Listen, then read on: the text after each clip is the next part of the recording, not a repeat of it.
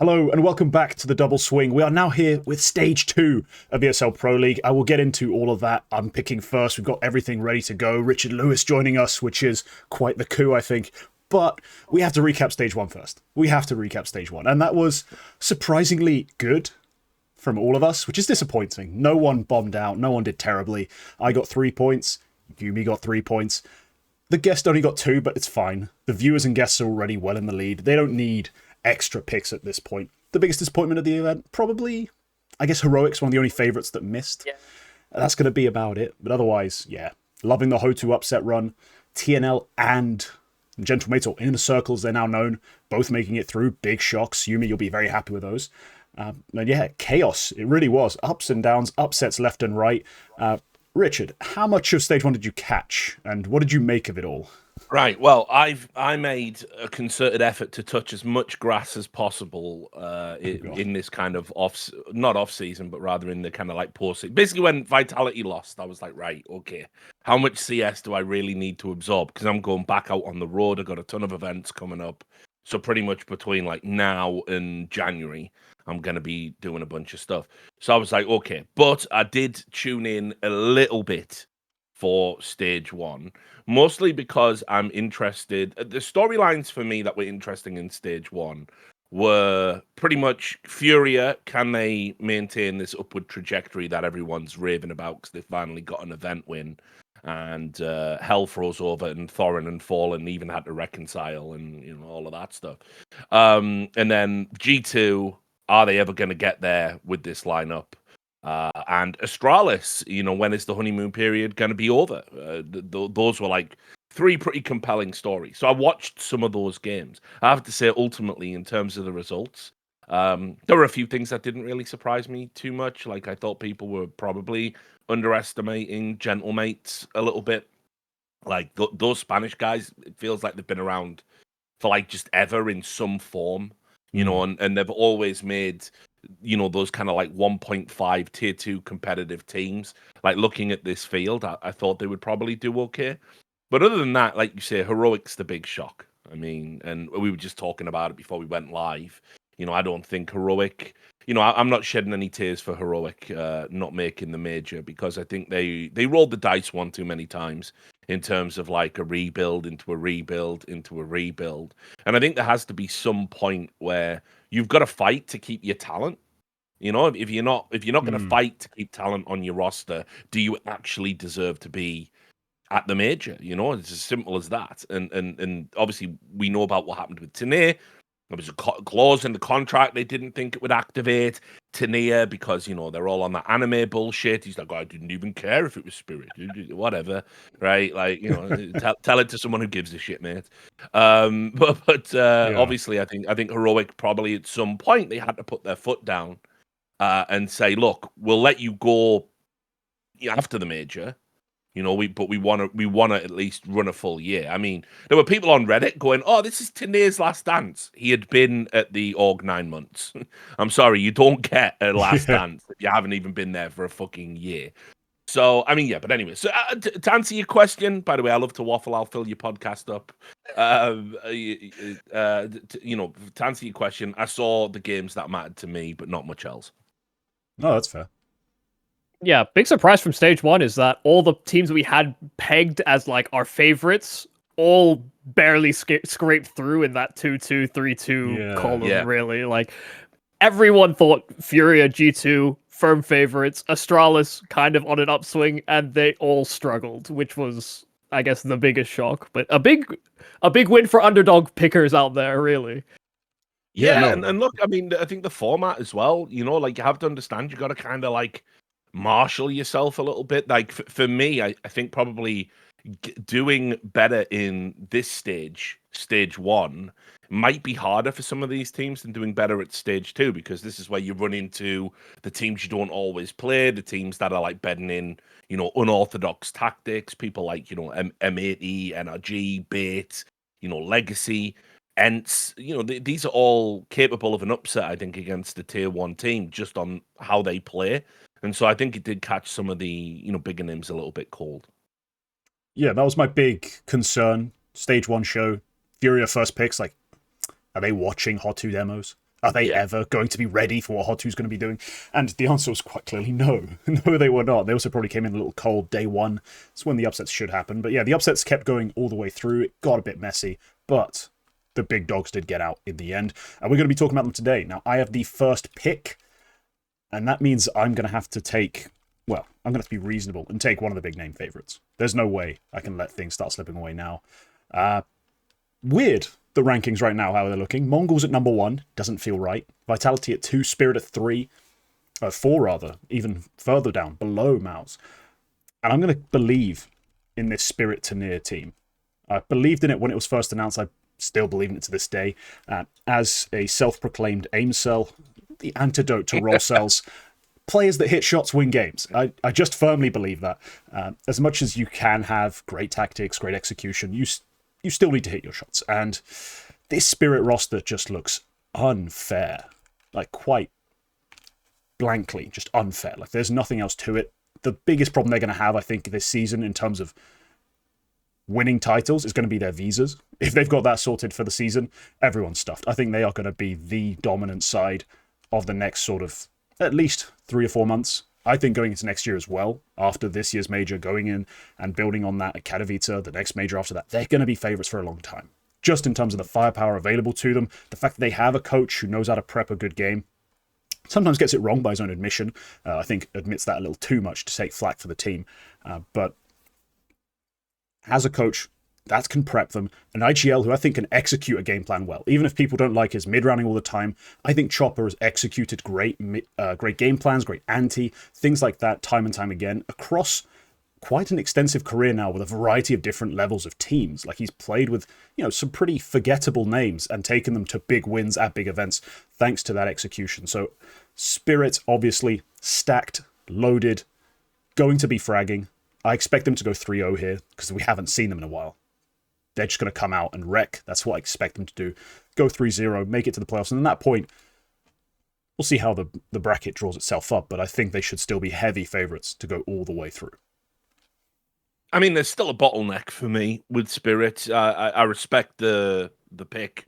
I respect the aim cell philosophy because, the concept of roles is so overdone in Counter-Strike because people need to intellectualize their ideas about the game, having, never played on a team or been around a team.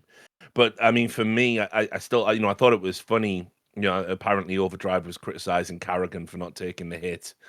And, there's this whole stupid Reddit narrative that, Carrigan betrayed Rain. And Carrigan should have gone, and Rain should have stayed, and Rain should have become the IGL. Just all this dumb bullshit. And it's like, listen, the Spirit have their own bottleneck. It's called Chopper. It's as simple as that, right? I mean, this isn't for me. This is a team that it frags out, it balls out. But I mean, if it ever runs into a tactical roadblock, and we've seen teams neutralize Donk in the past, it doesn't really have a plan B. That's the problem with Spirit. It is what it is, and yeah, I'm not as big a believer as you. I don't think. I mean, I know I'm second in the draft. I wouldn't have picked Spirit if it was still available.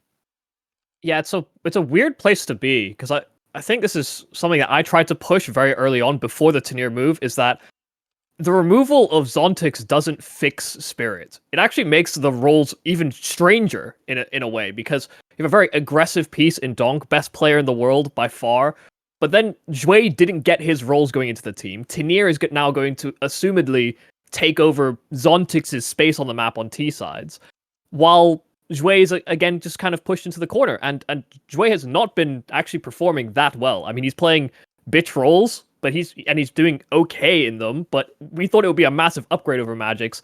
It actually just hasn't really been. His CT sides are probably his biggest strength, but his T sides are about the same.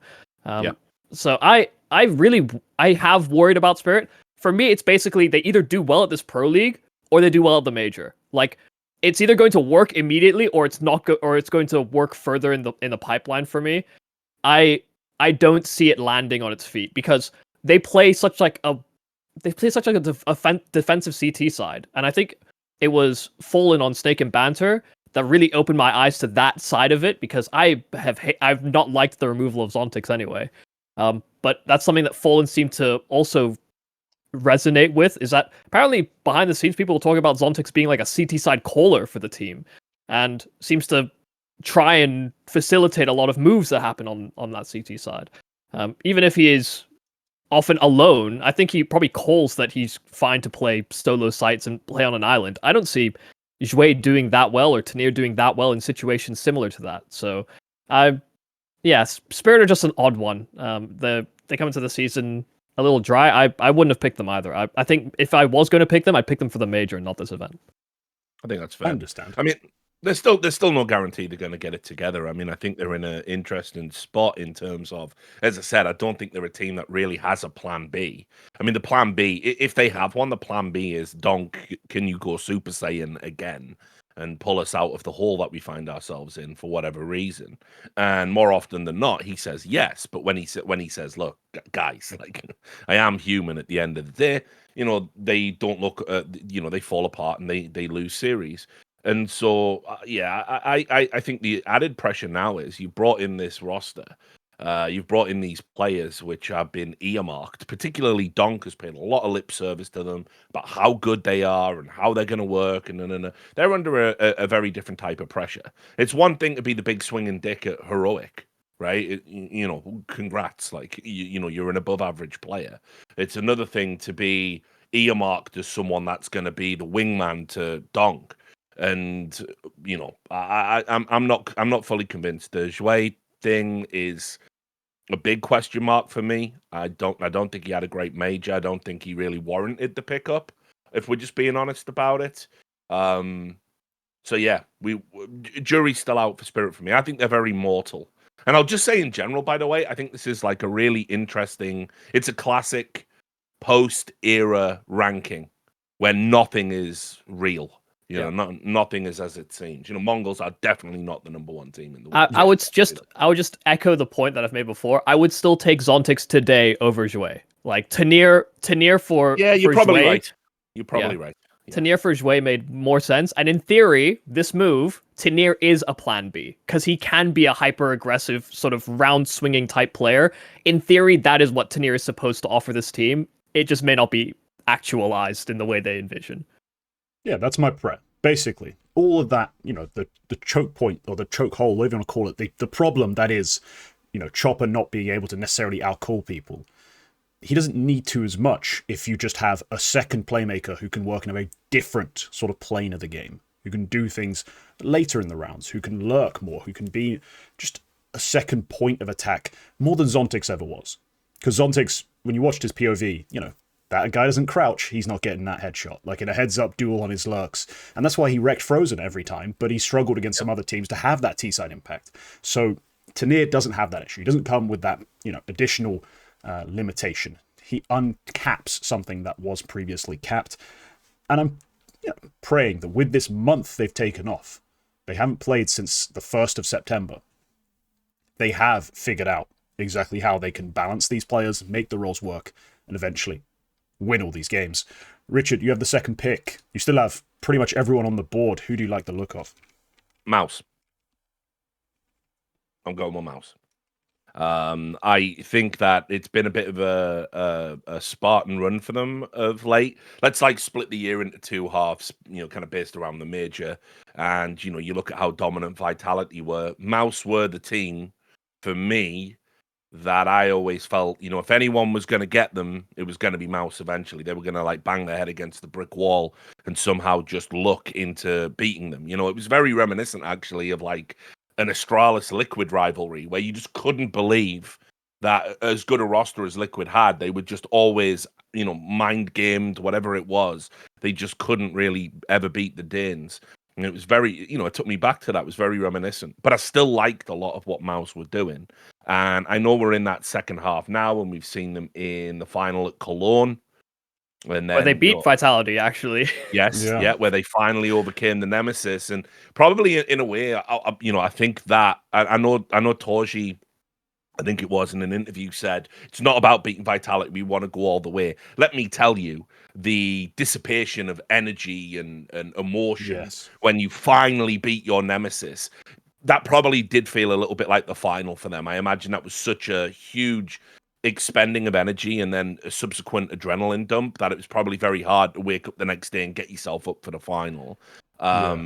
I still think MOUZ are a better team than they've shown at these subsequent events, right? I do believe that.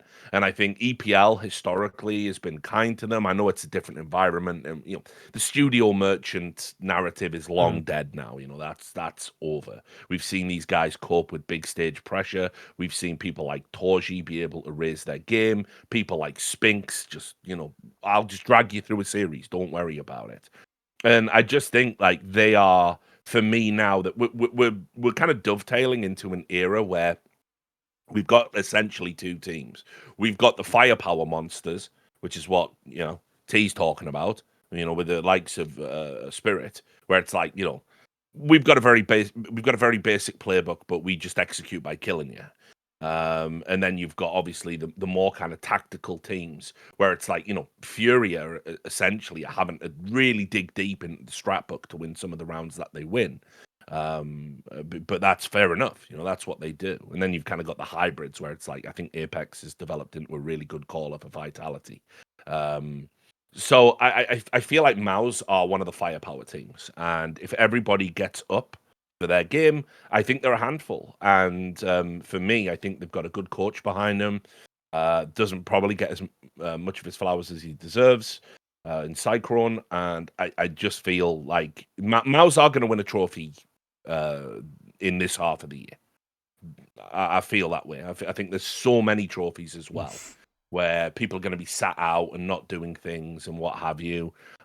Visa problems, as we've alluded to for some of the teams, because that problem isn't going anywhere anytime soon. And if you think about what we've got left, we had Fissure, we had Blast, we've got Pro League, we've got Chengdu, we've got Rivals, and then we're into the major. I think they're all the big ones.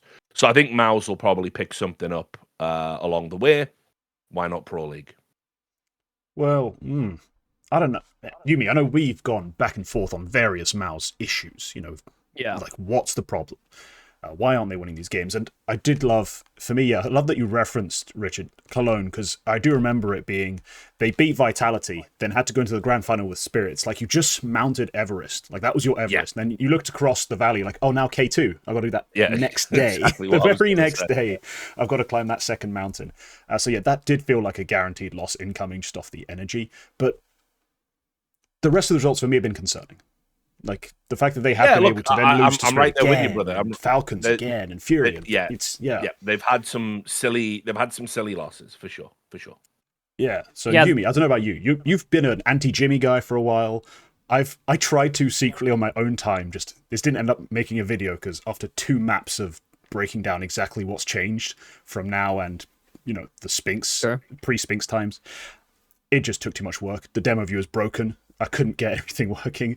I basically just had to go use numbers, and the numbers are kind of there. It kind of does hint at, Spinks taking more of the trade kills. He's alive longer per round, where it used to be hard Jimmy doing everything. Do you still think that's the limiting factor for them? Like, they're losing these games. Do you still think it's the Jimmy problem? I mean, or is it just the team?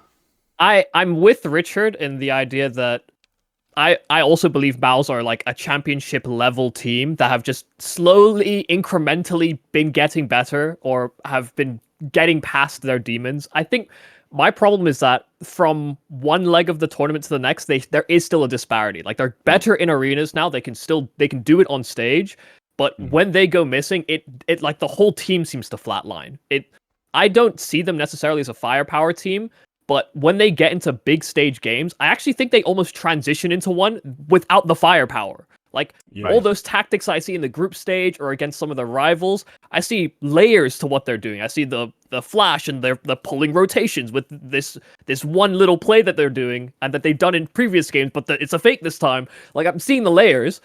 And then when I see them in these big stage games when they crumble, it's like all of that's out the window. And I don't know if that's Brolin necessarily, or if that's Xerxin on sort of secondary calling, or if it is just everybody realizing the gravitas of the moment. But it's strange because they're better than what they show in all of these losses every single time. And I actually don't see them winning a tournament this year. And I think when they don't, there will be big changes. Like they will have to go looking for an in-game leader, or they'll have to get an analyst, or they'll have to change coach or something.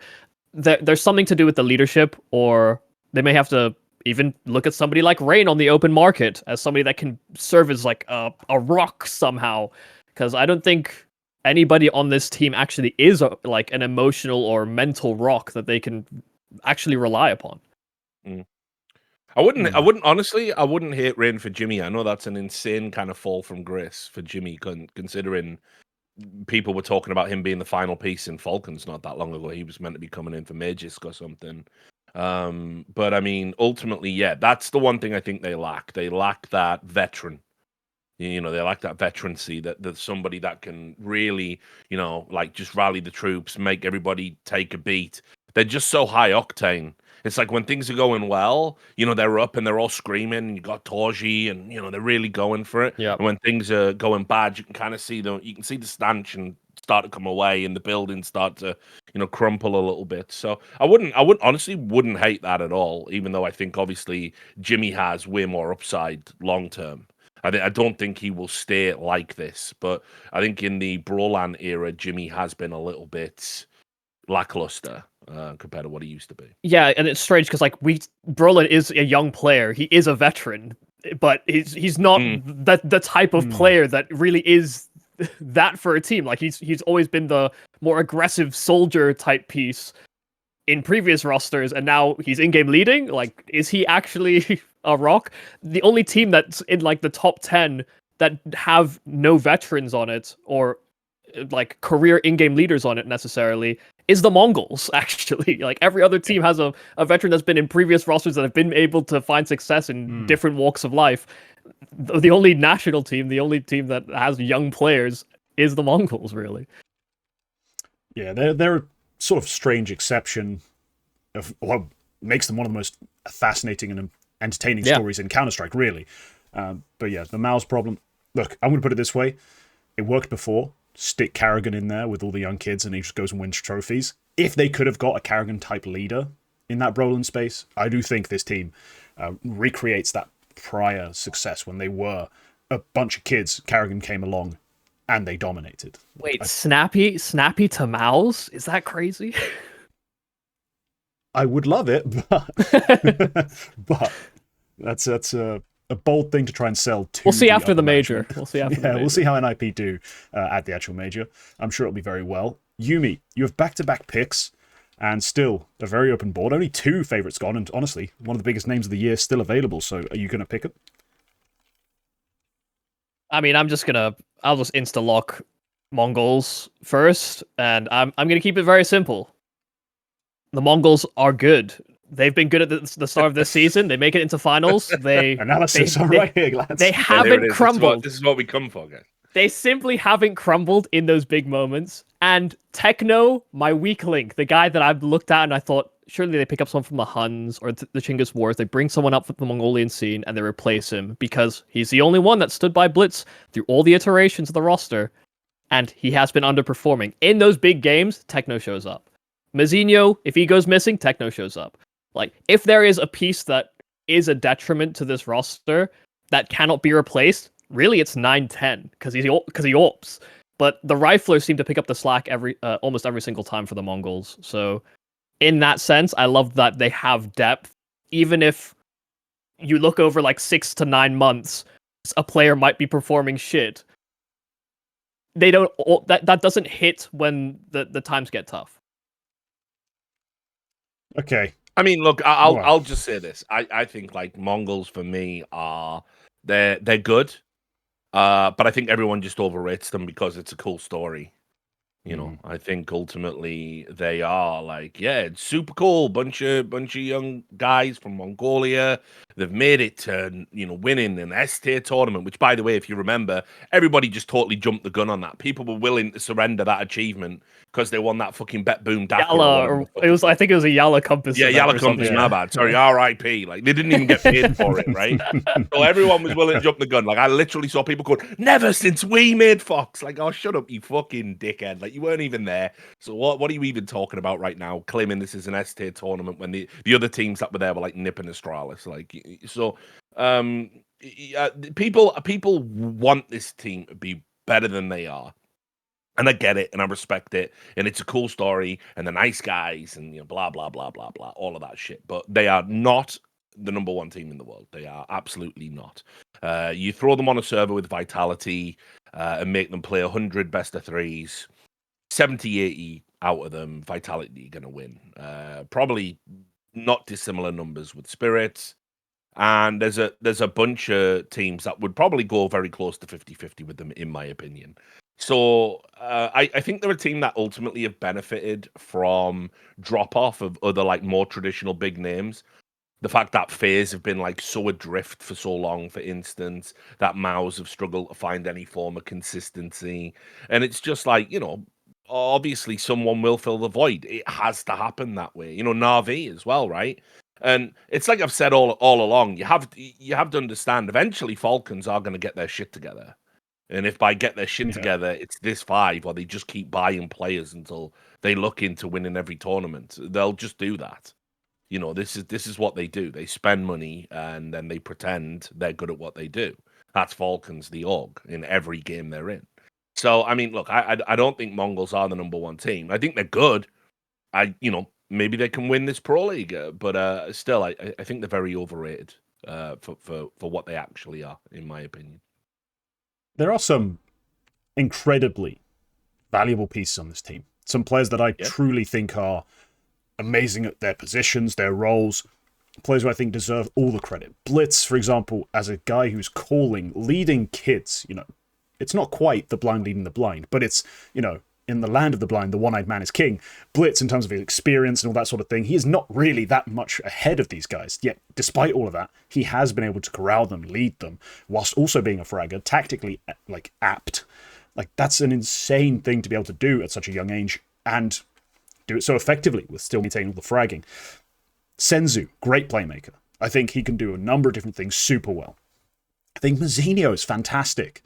His aim is sublime when he's on. Literally, the team cannot lose. If Mazzinho's going to top frag, the team doesn't lose. That's pretty much a fact.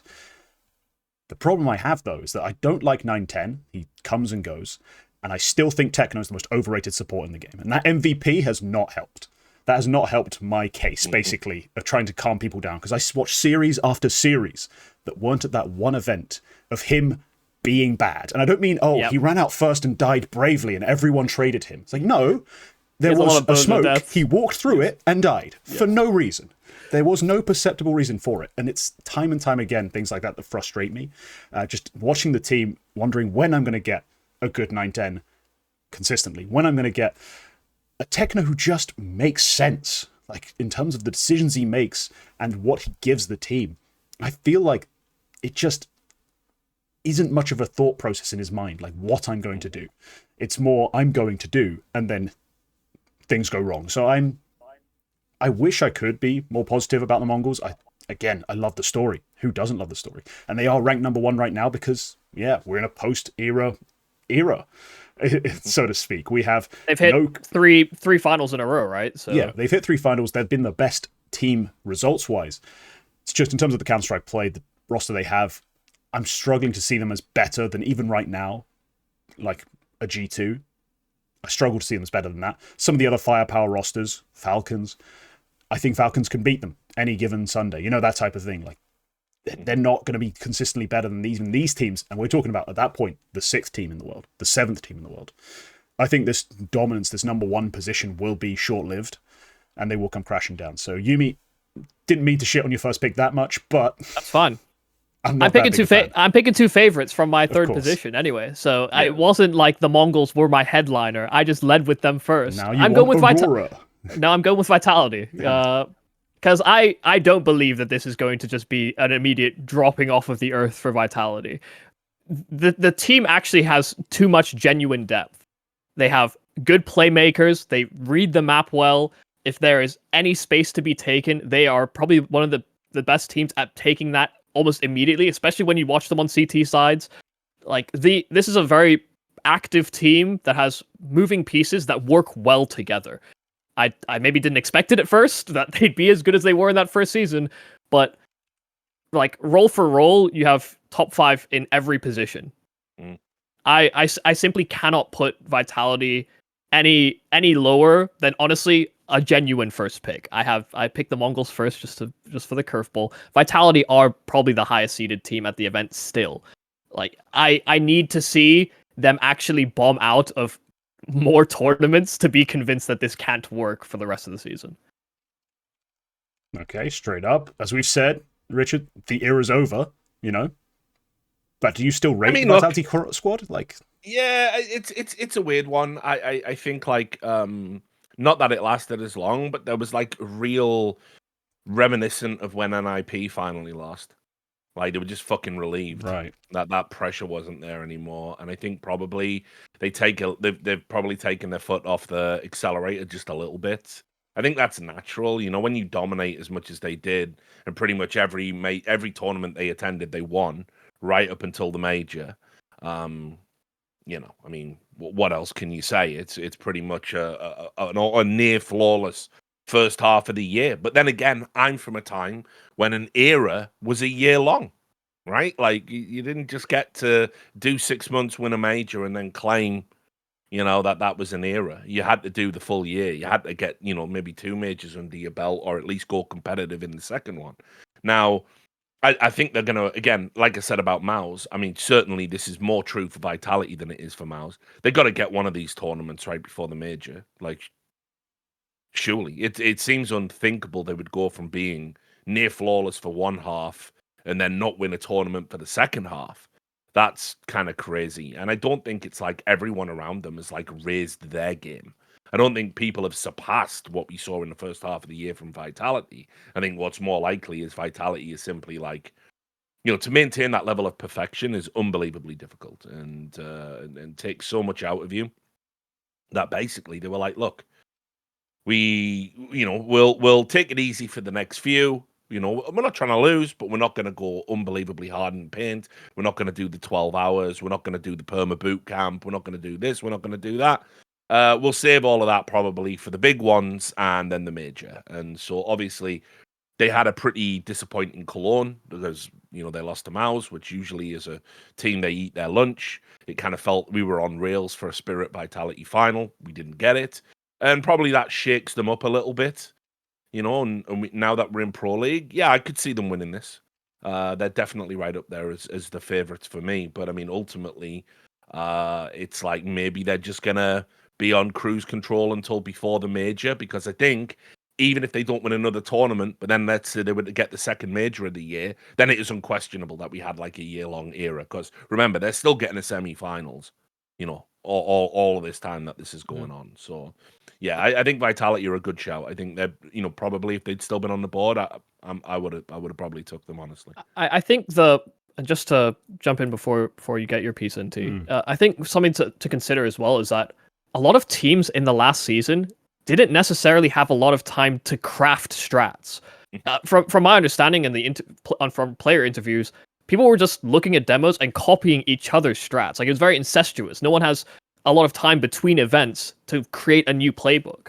And so after the major, when you have the off season, people can start workshopping and theory crafting and working things into their scrims that actually can beat the best team in the world at that point. Instead of trying to play catch up or trying to emulate the Vitality style, you could try and counteract it or target certain players or find weaknesses where maybe you didn't have that same time in the calendar last season. Because listen, there's a lot more tier 1 events this year. People are having to travel a lot more because it's the same teams at a lot of tier 1 events.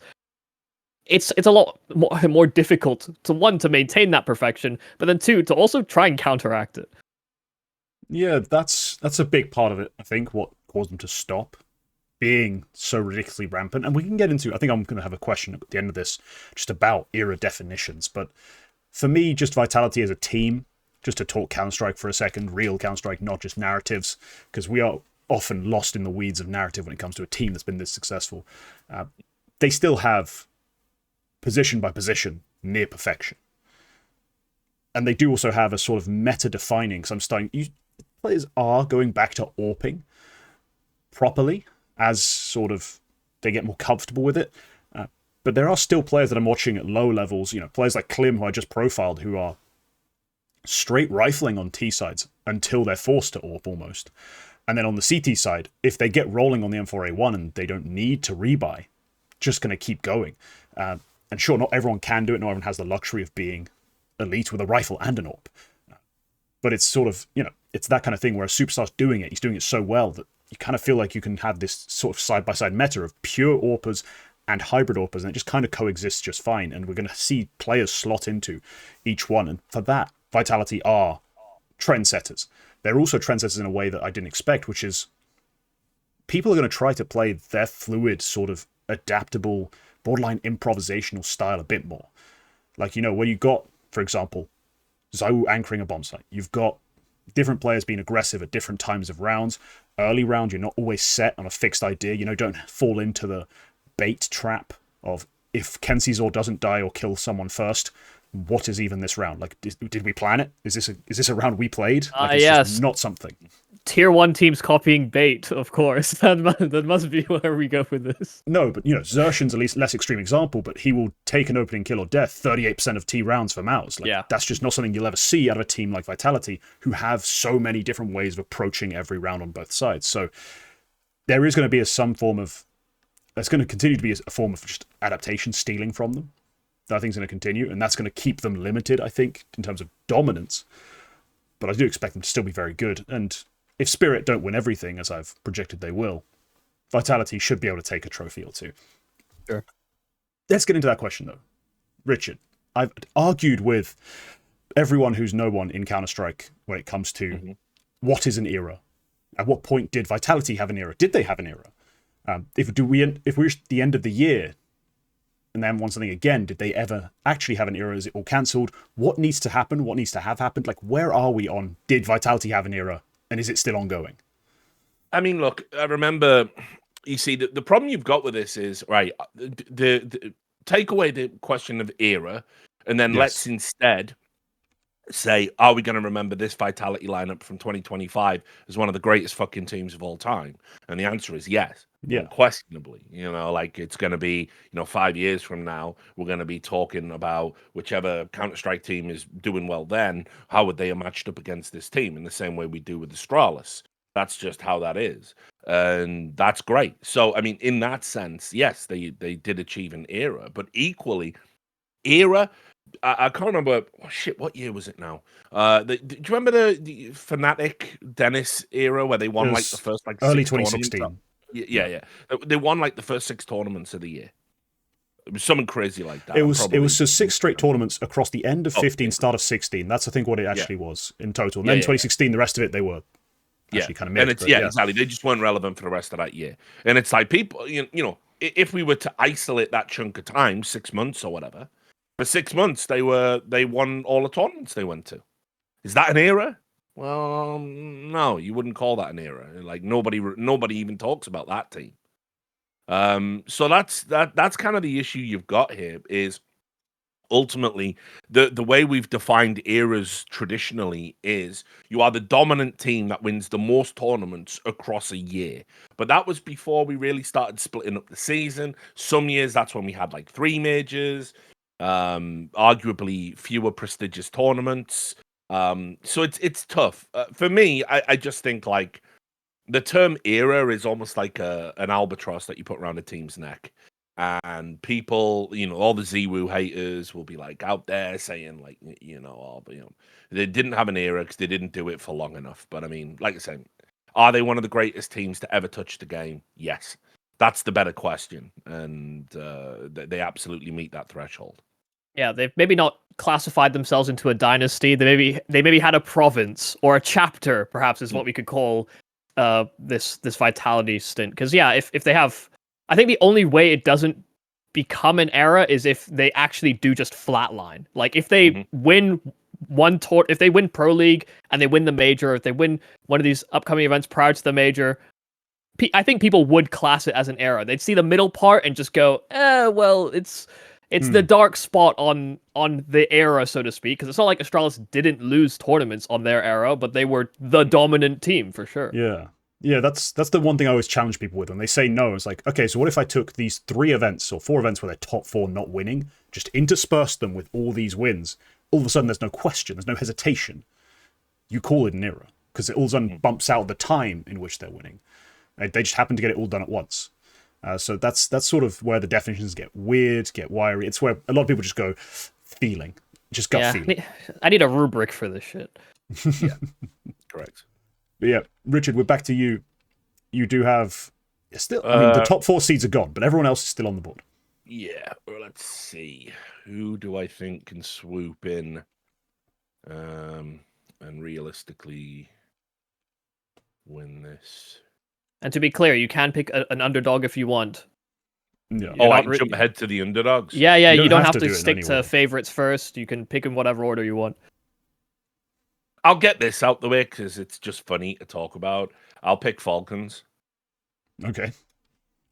I mean, like, at some point, they just can't be this fucking comedy, right? You know what I mean? Like, at some point, they have to live up to the billing of what they've sold themselves as.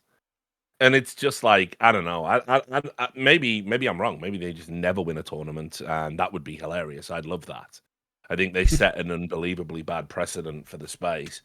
I think they're a terrible organization for all of esports. I think the fact that we even have now got to the stage where we have an entire tournament that's just meant to lionize them. In fact, actually, I'll just tell you this on the podcast, and not to stray into journalistic territory, but obviously one of the things that I did was I did a report recently where I had access to an ESL town hall where they were, it was the post esports World Cup, and at ESL the town hall starts by them talking about how great Falcons are. You know what I mean? Like, yeah. Is it like? Yeah, sorry, is it like those presidential meetups where everybody inside of the cabinet has to go, "Oh, I love what you're doing, Mr. President, by the way. It honored to be here." And just congratulations to Falcons. It was something like, they've clearly made their mark as one of the greatest. It's like, why are you saying this in an internal meeting at fucking ESL? And we know why. And so it's like, fuck everything about this organization. Like, for real. Like, I despise them. I nearly said detest. It's stronger than that. I do despise them. I think every fan would be right to despise them. I think, like, they have disrupted the scene in a way that is fundamentally unhealthy. Like, they've smashed how many organizations lineups apart, to just end up failing constantly. Everybody, of course, right, by the way, Zonic, the greatest coach of all time. You do realize you can just do with Zonic what you do with Simple and say he's the greatest in CSGO, but CS2 is a totally different game and he hasn't adapted to it. You can just do that. Winning one PGL where none of the top teams attended does not make you the number one coach in the world again. And all the Reddit threads, we owe this man an apology. No, we fucking don't. He sat on a bag of money. He doesn't. He's not the ideas guy in this team, by the way. So I mean, look, all of which is to say, I'm only picking them not because I want them to do well, but like, guys, come on. At some point, you have to win a serious tournament with the money you've spent and the roster you've got. I mean, I hope it doesn't happen, but at the end of the day, like, their recruitment policy makes me laugh too. Because obviously, they didn't sign Kiyosuke, or however we're fucking pronouncing it this week. They didn't sign Kiyosuke because he's a good player, really, really good player. We scouted him. We saw he's going to be really, really good, and he's going to fit this lineup. It's like, he's just the most talked about player right now, so let's sign him. That's it. That's like literally the thought process that went into it. Because if everybody loves Kiyosuke, because you see, what they... Again, I'm taking this tangential side. Nothing to do with your podcast. Sorry, guys, we're at the wrong meeting. But it is what it is, right? Like, you book me as a guest. This is what you're gonna get. Yeah. But they did this thing really cynically where ESL gives you money based on viewership, and so they went out and they signed Kiyosuke, and then his debut for Falcons was the most watched game, and so they got a financial inducement for having that game be the most watched game, knowing it was going to be the most watched game when they signed that player because he's the most talked about player. It's just some cynical bullshit. Like, it's got nothing to do with esports. What this exercise is. Now, all of that said, hate them forever. But they are going to win it. I've said I'm comfortable. I've made peace with it. Falcons will be the number one team in the world, probably in 2026. They're going to win a ton of trophies. Everyone's going to pretend that they were always good and Sonic was always the man and Nico doesn't have choking problems and Kiyosuke is actually better than Donk and m0NESY never had a slump and Kixon was always the truth. We're all going to retcon history to what we really were seeing now. But I'm comfortable with that. I've seen that happen multiple times. And this could be the tournament that turbocharges them. I think a lot of teams, like say right now, in a post-era, Falcons are a roster that are primed to take advantage of this. If we're supposed to believe that Mongolz are the number one team, if we're supposed to believe Fury are the 5th best team in the world, then Falcons should be just gobbling this up. This should just be, a straight run. And keep in mind, they already should have won. The Esports World Cup, as I said, that is set up for them to win. You are meant to win. You've got everything. Nobody else is allowed drums. Our fans have drums. Nobody else is allowed to hold up provocative signs. Our fans get signs. We're handing out free jerseys for the fans. It's meant to be a hostile cauldron, and they still couldn't win in there. So, but I think ultimately it's got to change. It's too good a roster for it not to change. Yeah. I could see them swooping in and winning this. So yeah, just to wind back a little bit, because even the way they framed the EWC was actually fascinating, because the Falcons, the organization, won EWC as like the whole circuit basically. Yeah, they won one tournament there, whereas two of the orgs won 3.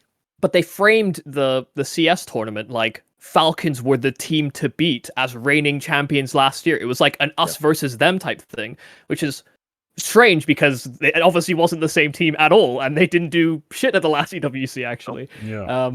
So it's very curious. I think from my understanding and trying to gauge community sentiment, it does seem like most people have the same reaction to the Falcons. Like, they may not approve of the way that they do business, but it's also with the people that they employ and they buy, it's also just the players are too good for it to be a failure for that long. I don't know that there are many genuine Falcons fans out there necessarily. There's a lot of people that are fans of the players. The only fans that are genuine Falcons fans may have been in the crowd at EWC. So if we're looking at this team like subjectively, they do have good pieces. Like, m0NESY is the only piece that's maybe not necessarily shown what he can do since joining the Falcons, but Kyosuke looks good, Nico looks good, Tessis looks great in actually a lot of awkward situations.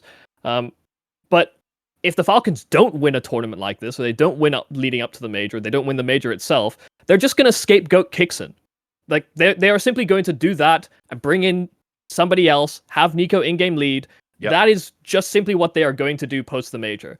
And they've shown they don't respect anyone that's on the roster. I mean, let's also be clear about that.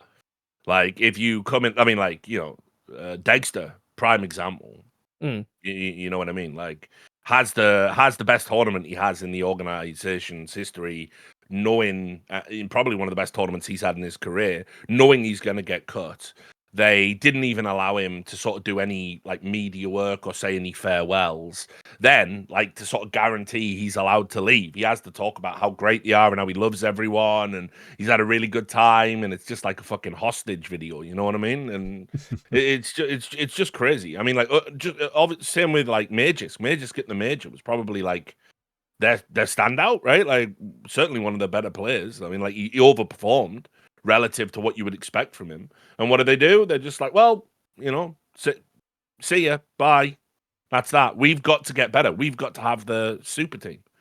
Yeah. That's what Falcons are. So yeah, I can't stand them. I mean, put it this way: I think fans, when they choose to hate a team or a player or a personality, often it is grounded in some of the dumbest reasons imaginable, and it has like no real basis in doing it. But I will certainly say, when it comes to Falcons hate, all of it's warranted. In fact, you don't hate them enough. Yeah, we'll see how the super team keeps performing. I'm going to be honest, when we talk about scapegoating Kixan, I see the way he uses himself in this team sometimes, and I'm like, I'm going to scapegoat him too. Screw it. Get rid of him. There are times where I watch him just let TSS die for him, and I'm like, for you? For you. Like, he's not dying for Nico. He's not dying for Kyosuke. He's dying for you. I'm happy to cut him. I'm happy to cut him. But would you have done like? It's not like Falcons haven't had Snappy before him as well, and that team also looked shocking. You know, the common through line. Shocking. Yeah, well, I wouldn't.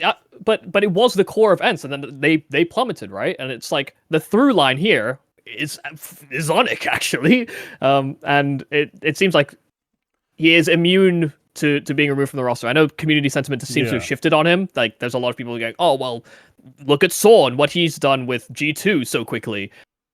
You know, G2 is a firepower team. Falcons are supposed to be a firepower team, but G2 can somehow make it work quicker than the Falcons can. Quicker, yeah. It is like they're just a curious roster because they should be good at some point, but when that'll happen, nobody can say. The funniest of all the reasons why Falcons might be failing that I always hear is the m0NESY slump. I was like, if I'm a coach, right, and on my team I've got a 115 rifler, a 121 rifler, a 121 AWPer, and somehow my problem is not enough firepower, my AWPer's slumping. I don't know what the hell the rest of the team's doing. I don't know what I'm doing as a coach for that to be the case. Like, that's so strange to me. The idea that anyone could think the problem with this team is there's not enough firepower. m0NESY needs to be better. That's baffling. I do genuinely believe there is still an existing role clash. As much as I hate being a role cell, self-proclaimed aim cell. It's hard. It's hard. They are going to win games with these players. They will shoot heads really, really well. I still think you do need a change somewhere. And that's probably going to involve, unfortunately, either Nico changing the way he plays when he becomes the IGL. It's unavoidable. Or just a player change and goodbye TSS. But for now, they're always a threat to win everything. That's kind of my go-to spiel about them. Every time we talk about them on this show, they have the players to just win events. They will, at some point, manage it when it's a relevant event as well, not just a PGL sort of, top teams missing type event. Like, they will beat a Vitality and a Spirit, or one or the other, depending on who lines up with who, and win an event of this sort of size of a Pro League, or I don't know what the other ones this season are, pre-major. They'll win something that's got all the top teams, just because they will outshoot them. That's the unfortunate reality. I've now got back-to-back picks of my own, and with no favorites left to be taken by you two, I'm going to load up on underdogs. And I'm going to begin with the team that I seem to be one of the few to actually still somehow believe in, and that's FaZe. Now, I get it. People don't like the removal of Rain because he's become kind of their dad. It's very much seems like he's their dad. Like, he's this big, strong community that wanted him cut for JKS, by the way. Like, yes, now they've decided he's dad again. For a brief time, they really liked the uncle. Now they're back to loving their dad. It's strange because to me, you tell me I get rid of one of my surplus kind of aggressive riflers who need roles, and bring in a far more like malleable, like multifaceted type of rifler who can play off the shoulder, who doesn't have to be always very dynamic and aggressive, and has been in career form pretty much on Liquid. And you're telling me that's not going to work? That's somehow going to make the team worse? I refuse to believe that. They kept Frozen. That was my one lose condition, basically, of this team. You could keep Rain, cut Jacob for twists. You could keep Jacob, cut Rain for twists. If you had to lose Frozen, if Frozen was for some reason going to Navi, or whatever other move people speculated could be happening, then I thought this was kind of stuffed. Because you're losing probably the best closer on the planet for a pretty good trader and closer. It's not quite the same. The fact that they now have Twists and Frozen on the same roster, this is just going to be, for my money, FaZe with Frozen, with Twists and Rops. Like, that's pretty much the dynamic, the balance we've found. Sure, it's all dependent on Brokey's form. It's dependent on, can Carrigan, call a strong game? Can he still be, a serviceable IGL? I don't need to be the best IGL. I need to be good as an IGL. Or just a serviceable player. That would help as well, I think. If he dies in the right place, it's fine. That's always been the case with Carrigan. If he finds the right place to die, the team can win rounds. As long as we get those few things, this team is, well, on the favorites level. But the fact that I can get them here as what, the 11 or 12 seed or ranked team as an underdog is fantastic value. Now, it is conditional on a variety of different things going well or going right, but I know two things are for real. Frozen is going to be spectacular. Twists is going to be impressive and dominant, impactful, and Jacob has been getting better. So I don't know that I'm going to get star level, like tier 1 star Jacob, but as long as I get serviceable Jacob, serviceable Carrigan, those two riflers who are so good at mopping things up, shutting things down, this team's going to win rounds. This team's going to win games. They'll make it to the playoffs, and that's all I need out of this roster. I don't know who's going to suffer the consequences of that, because we do have the top 8 who all expect themselves to be in that playoff bracket.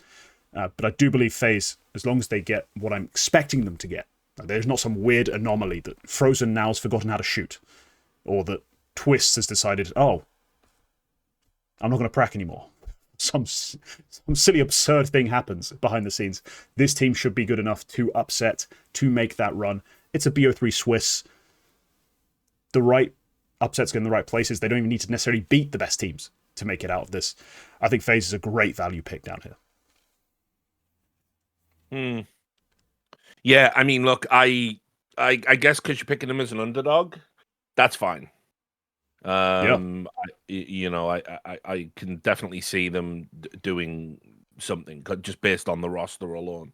I was one of the people that when the option was there to take a leash, I said that's just a natural thing that you do. But I was never convinced. I even made a point, I think I said it on the major broadcast when he joined, and we were doing our 1 hour desk segment where we were talking about all the big storylines. I think the phrase I used is box office poison. Right. And I really, keep in mind, love the guy, but I've never had to play with him. Yeah. I've never had to be in a training room with him. I've never had to be away at the boot camp with him. And I think, unfortunately for him, he's such a cerebral player.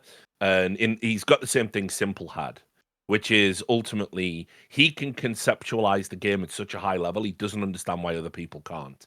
And he gets very frustrated with that. And I knew when he moved to FaZe, I said, again, on the broadcast, so you can pull up the tape, I said they don't win a single tournament with a leash. It was just never going to happen. He was the right fit. He was the right fit if there was no such thing as intangibles. And unfortunately, there are. And I just feel like now, he goes back to Liquid, where he's the man, right? Good luck to the coach over there. He's gone.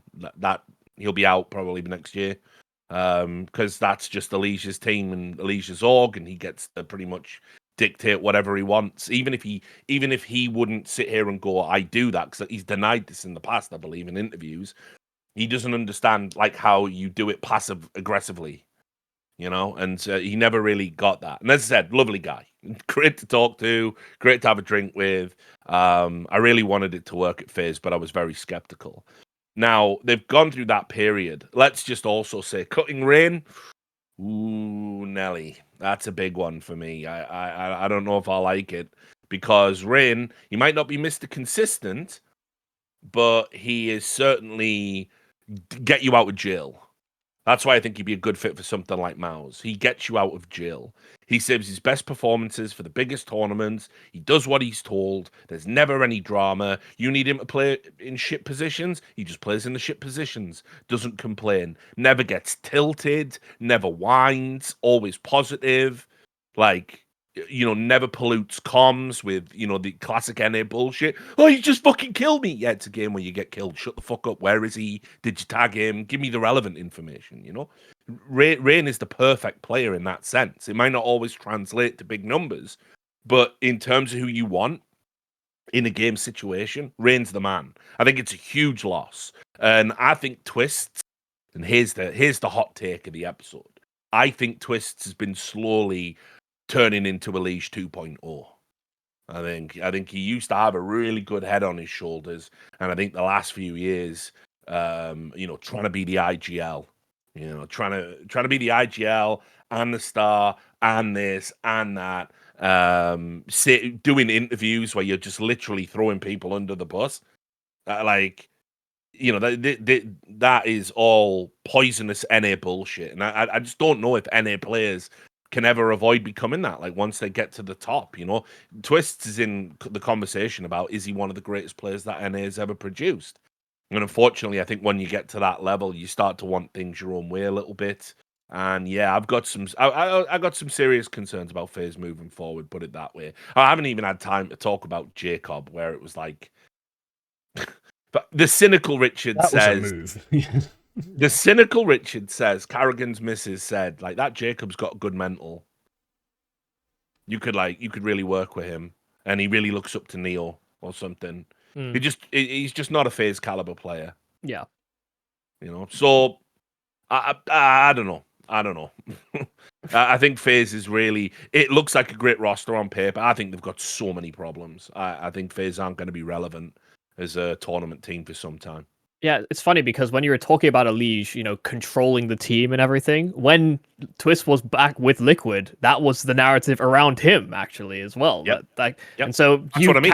You carrying that into Elige 2.0, yeah, the dots do start to connect, and there is this through line as well with Stewie and how he reacted to some of the moves and how temperamental you can get when you're at the top. So I do see it. I think I have to believe that the bad experiences at Liquid will have affected Twist in a way, because part of the reason he left was part of the uncertainty with FaZe and whether or not that org would continue to exist when they were owned by the same company as Complexity, and then there was talks about maybe a merger of some sort.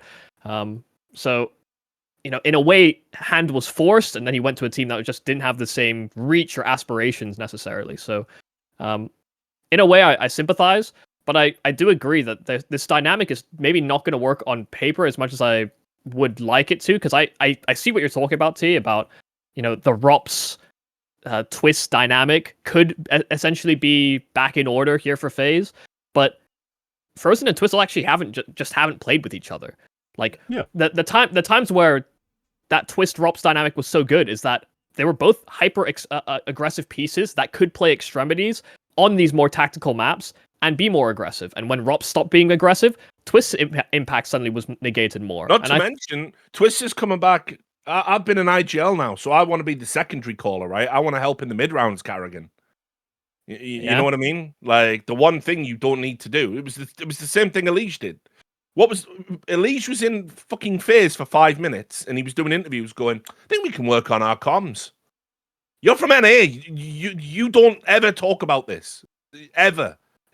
Ever at all, especially when you're in an organization with the greatest IGL of all time. Maybe he can teach you a thing or two.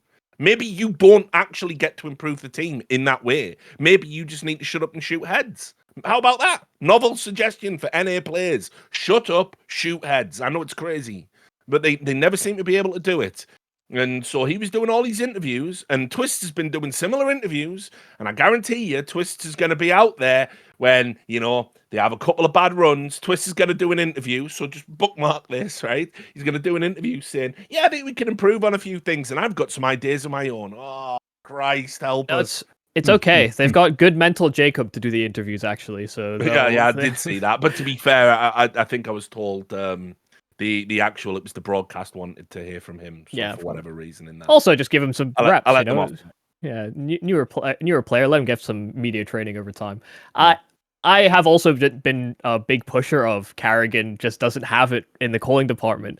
People can say, and I looked at Rain was, I think, on HLTV confirmed, and when he was asked about the Elige dynamic, it was that, Elige has a particular way he likes to play, and, it may be through the Carrigan calling off kilter. It didn't necessarily have his identity down pat. But even prior to Elige's acquisition, Carrigan's calling had been pretty shocking. Everybody in the community seemed to give him a hands off. It wasn't his fault. His stars didn't show up. But we don't give that same leeway to a lot of other in-game leaders in the circuit. When your stars don't show up, it means you're not setting them up in the right ways.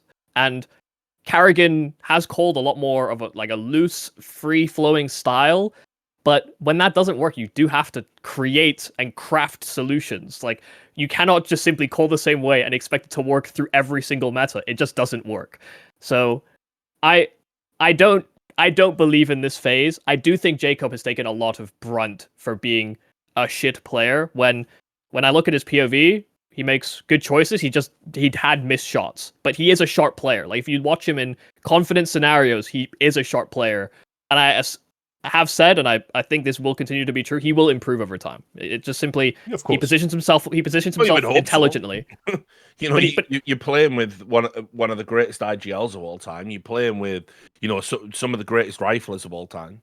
If you can't improve in that environment, you were never going to make the grade anyway. Yeah. But he's an intelligent player, is my point, essentially. Yeah, sure. I agree with you, but it's like, look, listen, this is the problem with Counter-Strike. You can. It's sort of like poker. You can make all the right moves, but if you don't hit the shot, what does it matter? Sure. You have to be the real deal. You got to be the complete package. In fact, I would even go so far as to say some of the greatest players in Counter-Strike have been morons that make bad decisions, objectively bad decisions, but because they then get the kills because they're so good with their aim, they then retcon the bad decision and say it was a good decision. I've seen a ton of pro players do that. It drives people crazy. It's one of Steel's most hated traits. I was gonna say is that I still remember that inflection point where Steel made this video and it kind of blew people's minds. Like, what do you mean he won the round, but it was a bad play? Yeah. Like people saying, well, he won the round. It's like absolute. It's a cancer to good Counter-Strike. And so listen, while I think it's great that you're standing up for Jacob, I respect it. He's not it for me, and I don't think he will be. I think unfortunately the reality here is, and you probably optically you can't do this, maybe contractually you can't do this. They really had to cut him and keep Rin.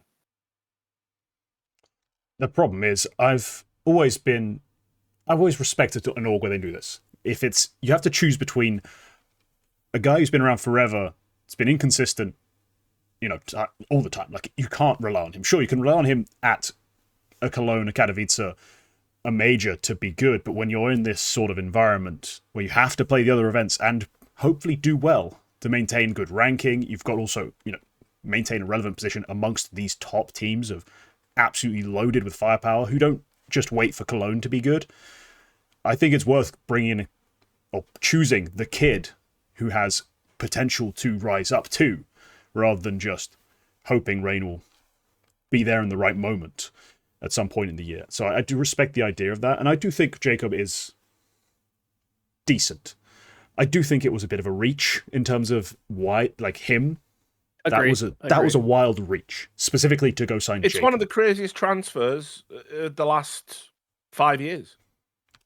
Yeah, it doesn't make any sense. It's ultimate tier, but there's a little bit more nepotism behind the scenes, probably. Yeah, maybe. But I mean, even if we remove that aspect, and let's just say Carrigan and his wife never talk about Counter-Strike, right? And she never gives input about. It's like Nancy Pelosi and her husband. I mean, put it this way: if this would be one of the rare times Nancy Pelosi crapped out, like this is not stonks. This is not to the moon.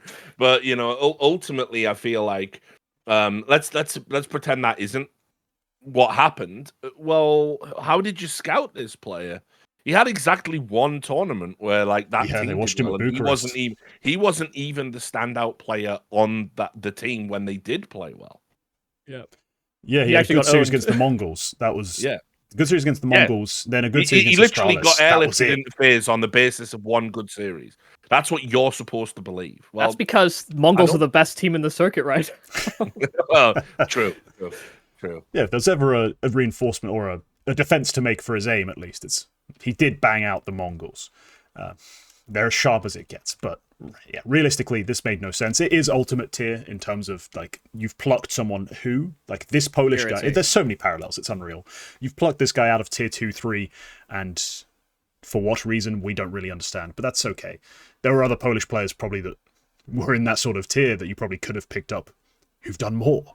If you're signing a guy on the basis of one series, I mean, Reiko banged out Xantares on LAN 3 years ago, and he's not so inexperienced. He's played with Neo and Taz. He's literally played with Neo. So I didn't really understand the logic behind it. If you're gonna pick out a random poll, why this one? But I do have another underdog pick here. Just quickly, I'm gonna step away for a sec. I can still hear you though. Okay, that's fine. And I could be boring. Navi are the 9 seed. They are an underdog. And I could load up, basically 4 top 10 teams in my picks. But I'm not going to be like that today. I'm not that desperate for the points. I'm instead going to talk about a team that I'm very fond of, that has its problems, but also has some really fun strengths and put on quite a show in stage 1. I'm going to take Inner Circle as my second underdog. Right. Now, this is a team that is in tier 2 when I scouted them, watched them, because they were winning a lot of games. They were making a very impressive VRS run, basically flipping the table and rising above a bunch of teams and making themselves basically a relevant invite team at this point, where they're just being invited to all the tier 2 playoffs, and they can get the invites to stage 1 here, to the Blast Bounty, things like that. I was watching them play, and they played a very specific style. Rush heavy, aggro heavy, the anti-Virtus Pro. And I did a very interesting little comparison where you just check their time alive per round. Their most, conservative, longest lived player, I think it's their Rorpa, he's alive 1 minute and 9 seconds on the T side. That's still 12 to 15 seconds shorter than the average VP entry rifler. So there's just to illustrate the point, that's how different they are. But they played, very front foot in your face. We're going to hit you with the same thing 6 times. And then the one time you think, we now know what's coming, that's when we switch it up. That's when we try the counterplay. But they will be brute forcing things. And we got some great examples of it, of how they've evolved and adapted and grown as they've gotten more popular, more known, just against Gentlemates, where they understood that they had to get to their sort of their counterplay of what they've set up faster. They had to do more diverse things, but still relied on the same sort of pace. They're still going to get Ken and Davu out in space, taking duels, and honestly just being a nuisance, a wrecking ball duo, just winding the other team up with endless aggression. That's still the team. It's just they've grown as far as the calling's concerned. Onyx is getting better at it. He's timing his sort of misdirection. He's timing his counterplay better, and that allowed them to go 3-0 here. Now, 3-0, they only played 3 series. Still 3 BO3s won against teams who are, I believe, all in this stage, right? They didn't beat anyone who got eliminated. Yeah, I believe you're right. They beat Gentlemates, they beat 3D Max. 3D Max. And they beat Gamer Legion. Gamer Legion's the only one. Actually, no, they Gamer Legion are here. Yeah. They beat all 3 teams. So, yes, they didn't play any of the big dogs. But I do feel like talking about them rather than talking about Navi and taking the cheap points here. They've got a mega talent in Davu. They've got decent talents in Ken and Knifey. I don't think Fleedrax is that great of an AWPer, but I do think he's serviceable, plays a role in this roster as a sort of very stable closer. And Onyx calling just keeps getting better. Like you saw flashes of it before, like against Navi when he completely wrecked Alexi B, like just pulled his rotations completely the wrong way on Ancient, took a free bomb site and won that game in overtime. He's been getting better. This opening stage was probably the best I've seen him call in a long time, especially on the variety of maps he did it on, because before it was Mirage and Ancient. Now he's starting to add some Overpass and some other things into their pool. They're getting better. This is the time to start investing. So why did you steal my underdog pick from the last stage and not go with HOTU, who also went 3-0 in the last stage that you picked last time? I have zero affection for HOTU. Zero. That's why. Absolutely. Aside from Duke Fasura having the best nickname in the scene, don't care for the team that much. Like, let's be real. Okay. Inner Circle, very invested in them. I'm a big fan. They're going to do great. Do you have any thoughts on Inner Circle? Did you actually watch any of the Inner Circle games? I literally caught like a tail end. I can't remember what game I was waiting to watch. I might have caught the tail end of the Gentlemates game actually, because I think I was kind of surprised. They beat them, right? They beat them. Yeah. They went 3-0. 3-0. Yeah. So I think that was all I saw. I mean, in that game, I don't even know how you pronounce his name. Is it Davu? Davu. Yeah. Is that how you pronounce it, right? Yeah. It's got a Y, but it's a... Yeah, he seemed to be playing well. He's an animal, honestly. 17 as well. Yeah. So I mean, by the way, here we are talking about Jacob, and like there's players like that out there. But yeah, like no real strong thought, except I think it is crazy to pick him as an underdog. They've certainly not done a lot yet for me, but I mean, I'm intrigued because I think it's a really strong region. I think like CIS, Ukraine, Russia, we've talked about it for a long time, but like they do keep turning up talent. Like you think, well, that's got to be it now. That's got to be the end of it. And then more and more comes, and hopefully they are part of that trend. But like I said, I'm not going to sit here and pretend to be an expert on a team that I've probably watched about 40 minutes of game time. Yeah, I mean that's fair. That's why I asked whether or not you'd watch them, because I think there are a lot of people that would not see these underdog teams and think that was all that interesting going into ESL Pro League. Like they may be there for the commentary and they're like, oh wow, surprise result. But I echo a lot of the same sentiments. I mean I picked them last week, and so I still stand by this inner circle team because they're just kind of fun to watch. Even if you don't care about the tactics or care about how aggressive they are, they have good pieces and they play exciting Counter-Strike because they're so up tempo, and so many other teams are leaning into like being consistent and playing slow and trying to get a good read. Oh, I heard this util on that side of the map. No, they don't give a shit about that sometimes. They just go.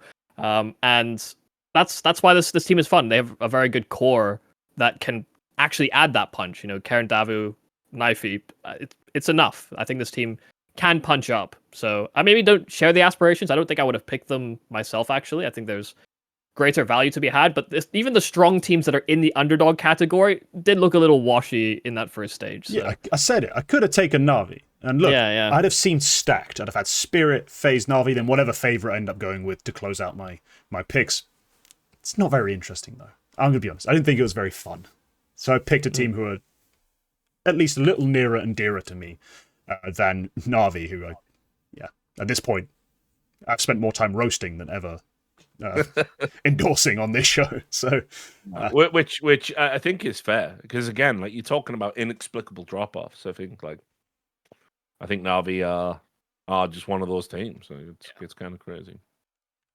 Yeah, a little bit. We're back to you, Richard. You do have both your underdogs left to pick. Yeah, didn't leave a big one on the board, but yeah. Listen, I'll probably cheat here. Let's see, who am I gonna go with? Underdog. Yeah, I mean, go on. I'll just do it. I'll take Navi. I will. I mean, like again, they're just sort of tagging on to what I was saying. It's just inexplicable. I don't understand how they've ended up here and how they've ended up like a team that can lose to M80 in a LAN environment. I don't understand how that occurs. Like if you look as well, I mean, also as well, the hilarious crash out of the Esports World Cup, where they were out before their fans even arrived. Like, that one hurt because they couldn't beat 3D Max or whatever, So it's like that's just crazy to me that they're there. And it's weird as well because, they've brought in Makazi, and he looks like a decent find, another one of those talented players, from that region. And I think, Wonderful, I get it. Like, the memes, like Wonderful and Blunderful, all that shit. Yeah, that's great. He does miss some shots, but, people are talking about him like he's Draken. He was still in the HLTV top 20. He was still one of the highest ranked AWPers coming into this year. He's obviously very talented, and probably a lot of the pressure isn't helping him, right? Like when you're an AWPer, I do feel that's the one position on the map that gets super highlighted if you miss shots for obvious reasons, right? So, the misses always stand out more than they actually are.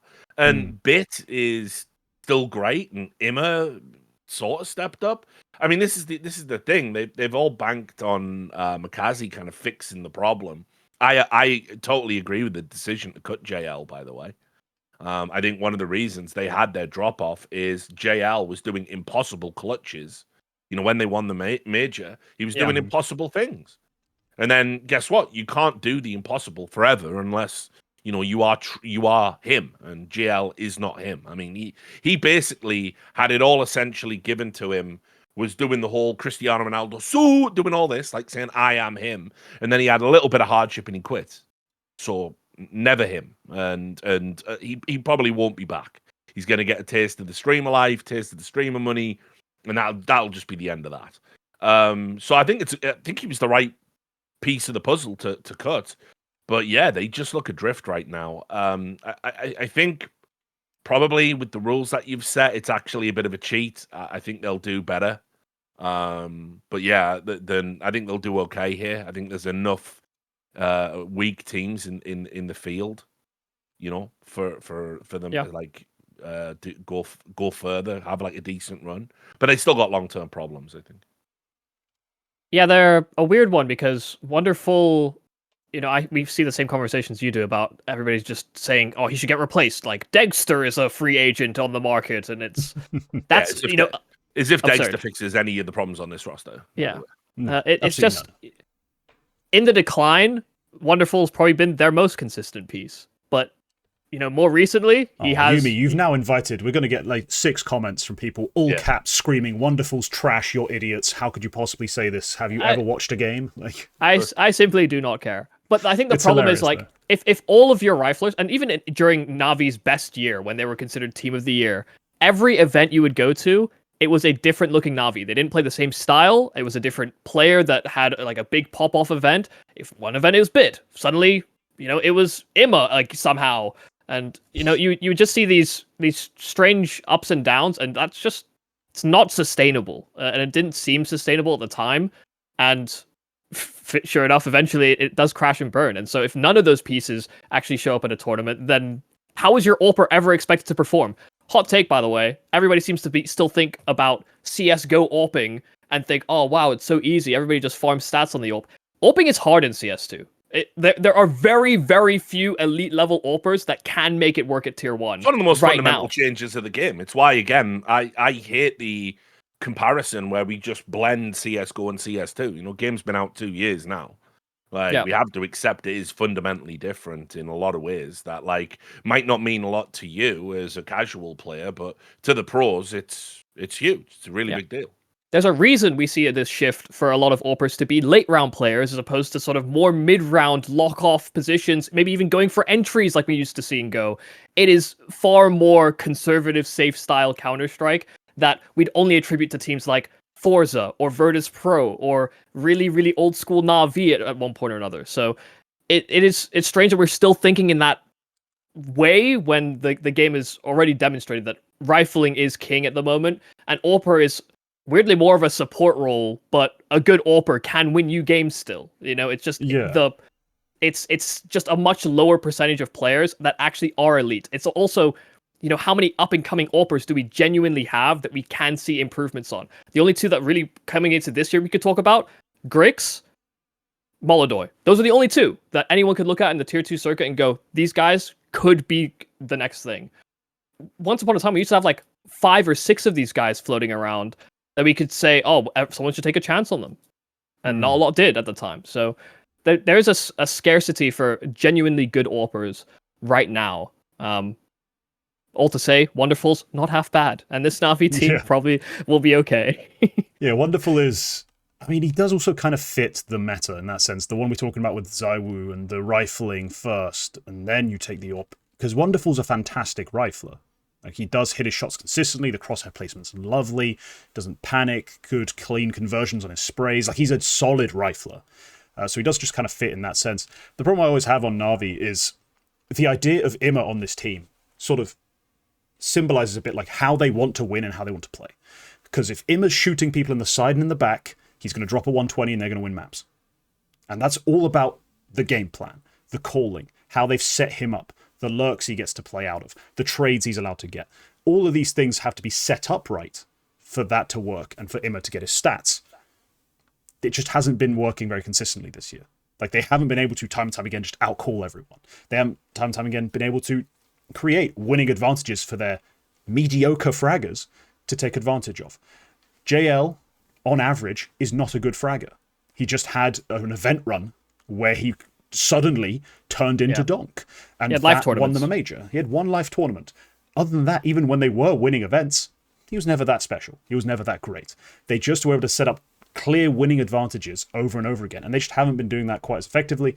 Plus, it doesn't help that when they've tried to shift up and tried to rely more on Bit's aim, rely more on things like that, he's not been very consistent. Like, he still is at his best fantastic, and on the average looks really good, but he has such dire downs, like dire lows, troughs to his play that you're like, how do you win like this? How do you win an entire event like this? It's really difficult to envision, and I'm hoping Makaze at least can help bring them into a different style of play with his aggression, with his more traditional entry play. You know, we're going to move away from Alexi B's my top mid, like Space Taker on Mirage, for example, and move into we actually have an entry going out who's going to win the duel, rather than just a guy who's there to die so Imma can kill someone with their back turned. You know, there's going to be hopefully a shift in the way they play the game, but I do think they still need more firepower. That's why everyone's talking about Frozen going into Na'Vi for Imma. It makes perfect sense in that case. I agree with all those thoughts. You do need a better player in that spot.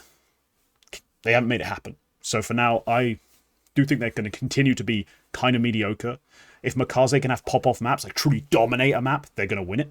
And he'll do it. If he can do it against the better opponents, you know, that remains to be seen if he can do it against top teams. But that's going to be their win con, I think, at this event, and that's not going to get them very far.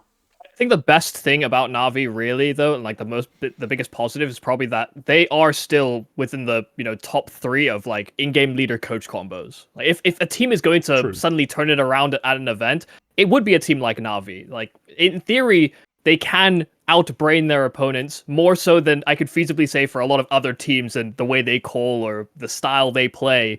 Na'Vi could make it work. Is the one reason I think, even as like an underdog or a favorite that's fallen from grace, they are kind of a dark horse going into most tournaments because they could beat one of the top 4, I think, very feasibly just by creating a good enough game plan. Yeah, we haven't really seen it this year. I agree with that too. I mean, I think there's definitely, it's like I said, this is one of the inexplicable drop-offs for me. Outside of the JL factor, I'm really at a loss. It's like, you look at the pieces. I agree, probably Imma is the next one to go, and Frozen would undoubtedly be an upgrade. But really, there's no like easy answers. I don't think there really isn't. They've like just got to get their shit together. And this is another test for Blade. I mean, more than it is for Alexi, Yeah, that's fair enough. He does need to rework the system, rethink the master plan that he's always seemingly endorsing. Yumi, we're on to you for back-to-back picks. You have back-to-back underdogs to select. Where are you going with this one? I was going to and ah about it, but I'm just going to lock in with a team that I have been kind of supporting on their rise. I am a big stareholder. I'm picking Astralis. This is I'll be honest. They didn't look great. They kept picking Nuke in the group stage, and they looked pretty shocking. That said, I do think Stare as this sort of prime time star rifler. Look, there were questions about when Magis got integrated, whether or not he could actually show that star level. I do think you get that out of Stare right now. I think Hooksy calling looked pretty shit, unfortunately, on T sides in that earlier stage. But I think in previous tournaments, I've seen enough from him that I can still look at this as a wake up call before it's all hell let loose. Astralis are just bad, and Device actually you're getting Device impact games more frequently now under Hooksy and just in this tournament lead up. I think just between I almost called him Stabby, Stare, Yavi, and Device. There is technically another Stabby duo on here, but that core actually is enough for them to beat teams like 3D Max. They could beat a Navi. They will beat an Aurora. There are teams that Astralis does have the edge over, and I think tactically they look good. I think sometimes on their best day they can just out firepower a lot of other teams. I'm honestly just disappointed in the Magisk move. I tried to give him a lot of leeway. I've kind of shit on Magisk a lot from his time on the Falcons, but I was like, maybe just a more experienced hand, less resource intensive, just put him on a bomb site, give him autonomy. That would be an improvement to their CT sides, or he just add a floor that was more sustainable than Stown, who was a bit up and down. Magisk has just been kind of shit, and I'll hold my hand up and say I thought it would be better, but it genuinely hasn't been. I don't know what people expected with the Magisk move. I don't know what there was there to ever suggest he was going to be the answer to Astralis's problems. And look, best will in the world. Like they're doing that thing. All the orgs are doing this now. This is all the fashion. You just say personal problems now when you cut a player. They've all got personal problems apparently.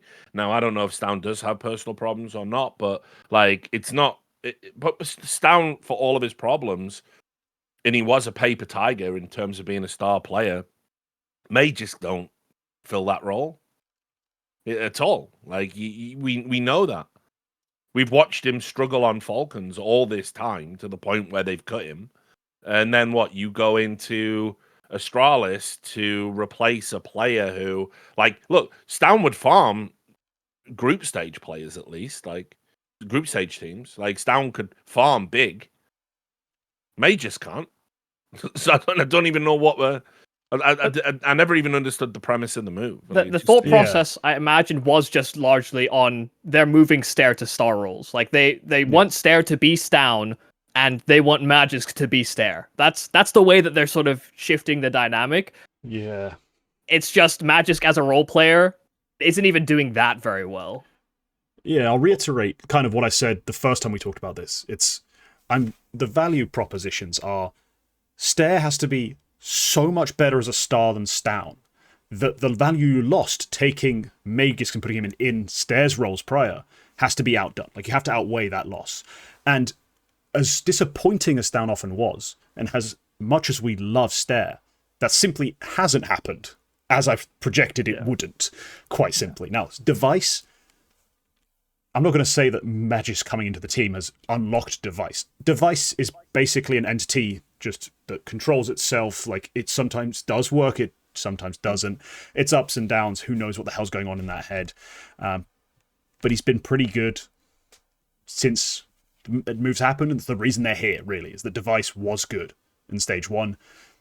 You can be happy about that, but I really have a lot of doubts about this team. If they can't even settle in on a map pick, like just pick a map and win it against the likes of the teams they played in Stage 1, it's going to be a long Stage 2. And by that, I mean very quick, straight home. They got the same problem FaZe had, like when they brought Elise in. They're trying to find a map pool now. They have to go away from maps that they thought they had. And all of a sudden, they're trying to, find, some sort of consistency on maps. I mean, like, this picking a nuke is fucking crazy. Like, guys, give it up. Like, give that up.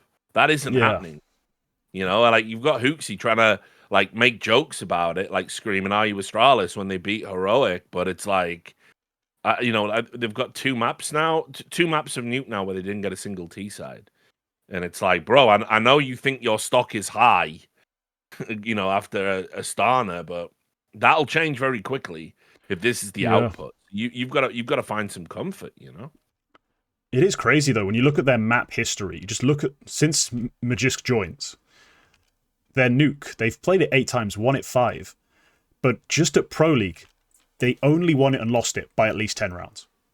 Like, that's so ridiculous. Like, that cannot be a map you're picking. You got to lose it 13-11 or win it. I'm sorry, you can't lose it 13-0, 13-2 in basically back-to-back outings. That's just absurd.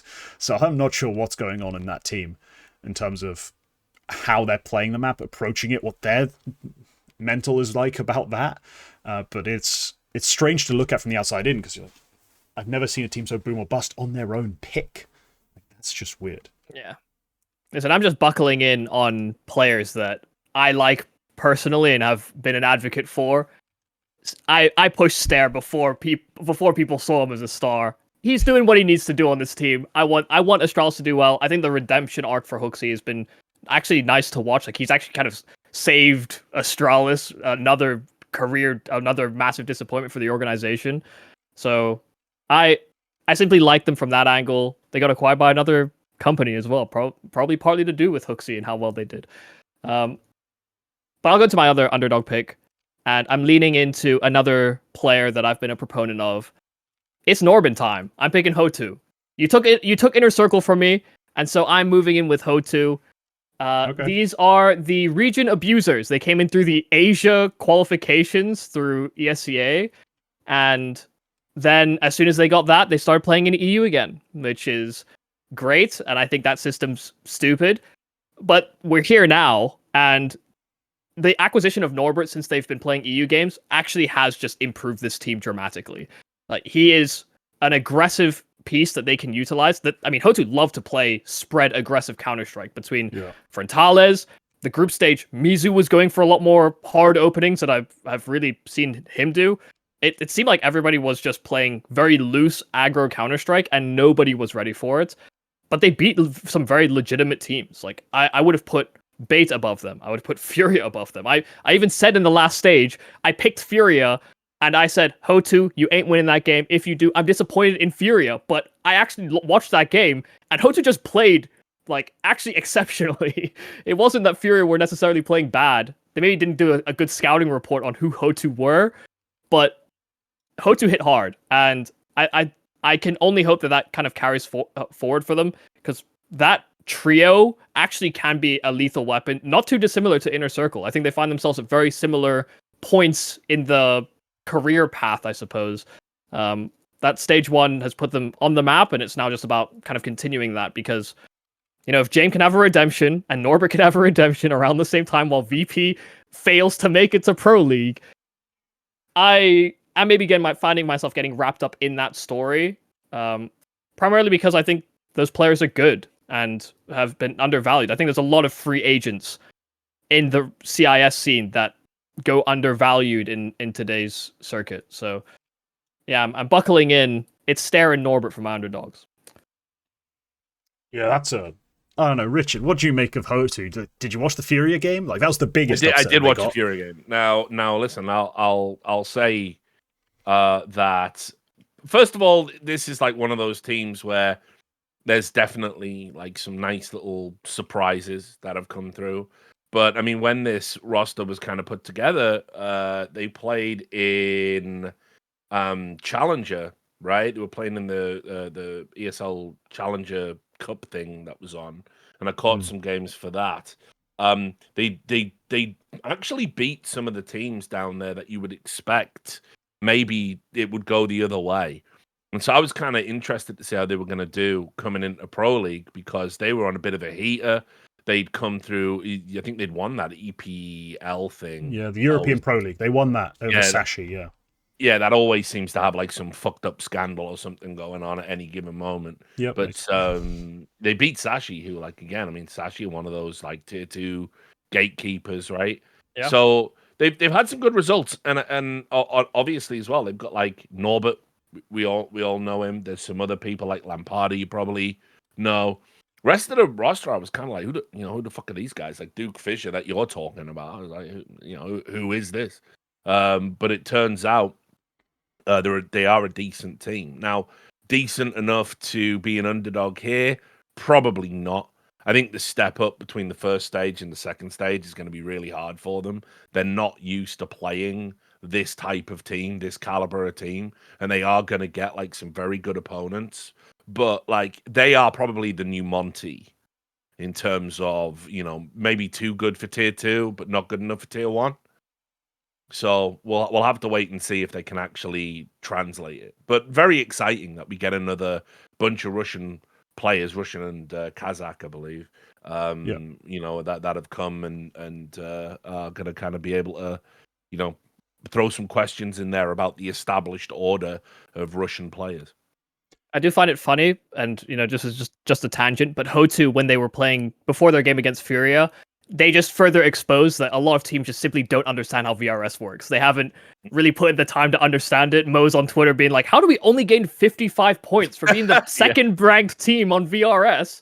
It's like, it's a whole can of worms. It's like, there's essays written about this on Twitter, actually, by Mischief and Jesper Larson. If you want to really get into it, you have to actually put in the homework. Instead, everyone's just like, wait, why don't we get more? And then sure enough, they beat Furia, and so maybe they deserved more. I don't know. Maybe they did. But look, I've been trying to peddle this idea for the last sort of 6 months, and over the last week, kind of got a great bit of reinforcement here, and then also got ripped to shreds.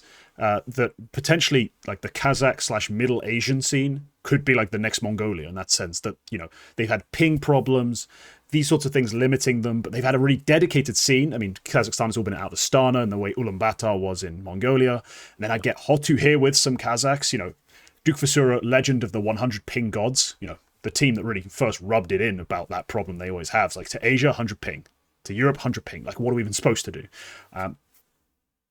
He's come in with this team, leading them, taking the entries, and dominating. Like, he's been really impressive statistically for this team. And he's done this impressive work, put himself on the map, put the team on the map. Then at the same time, like 40% of the rest of the Kazakh scene gets caught up in some bullshit cheating, account sharing problem. I was wondering what the hell was going on with the Khan team and Dune playing, despite the fact that Dune was never listed on the team. Like, he just would come in and play for them. And then there was some problems with some cameras, and here we are. The conclusion of all this is there was a lot of fuckery, basically. And that scene's probably dead for a little bit. But at least we got proof of concept in that there was a lot of talent there. Molodoi plucked out, is dominating. Duke Vasura's led HOTU to this level, and it's like, this is pretty awesome. I don't think they're going to maintain the level. I do think they are playing too well in too many different ways for it to maintain, just in terms of the players they have. Like, I don't see MOUZ continuing to put up the numbers. I don't see, honestly, Duke Vasura keeping up any sort of success on the T side openings, the CT openings he's going for, all this sort of stuff. I feel like it's going to fall flat in this stage. But man, was that stage 1 run electric. A lot of fun. And when they had everyone firing, they seemed unstoppable. They seemed like they could be the team that actually goes and gets the upset run through stage 2 too. But I just don't quite see it. I'm not quite there. Rich, last pick. Yeah, last underdog pick. You got an underdog. Who do you want? Oh, okay. What are we left with? I mean, the cream of the crop. I mean, Gentlemates, Game Elysian, 3D Max. Not bad picks. I mean, Aurora are there, right? They're a favorite. Aurora? Oh, they're a favorite. Right? Yeah, they're barely a favorite. Oh, that's a shame. Yeah. So I'm literally looking. Oh shit. Okay. You know what? I'll stand for Game Elysian. I'll pick them. I think ultimately, I think they're still one of the best, best run organizations in World Counter-Strike. I think they've got really good scouting, really good coach, really good fundamentals. I know that, the last few events haven't necessarily been the best for them. They've really been struggling in terms of, what we saw at Blast. Although I will add, did take a map off Vitality there. And obviously Fissure as well was, I think, a bit of a disaster for them, really. Would have expected them to maybe do a little bit better there. But I still think they've got talent on that roster. PR is a really, really good player. I think ZTR is doing great as he evolves as an IGL and stuff.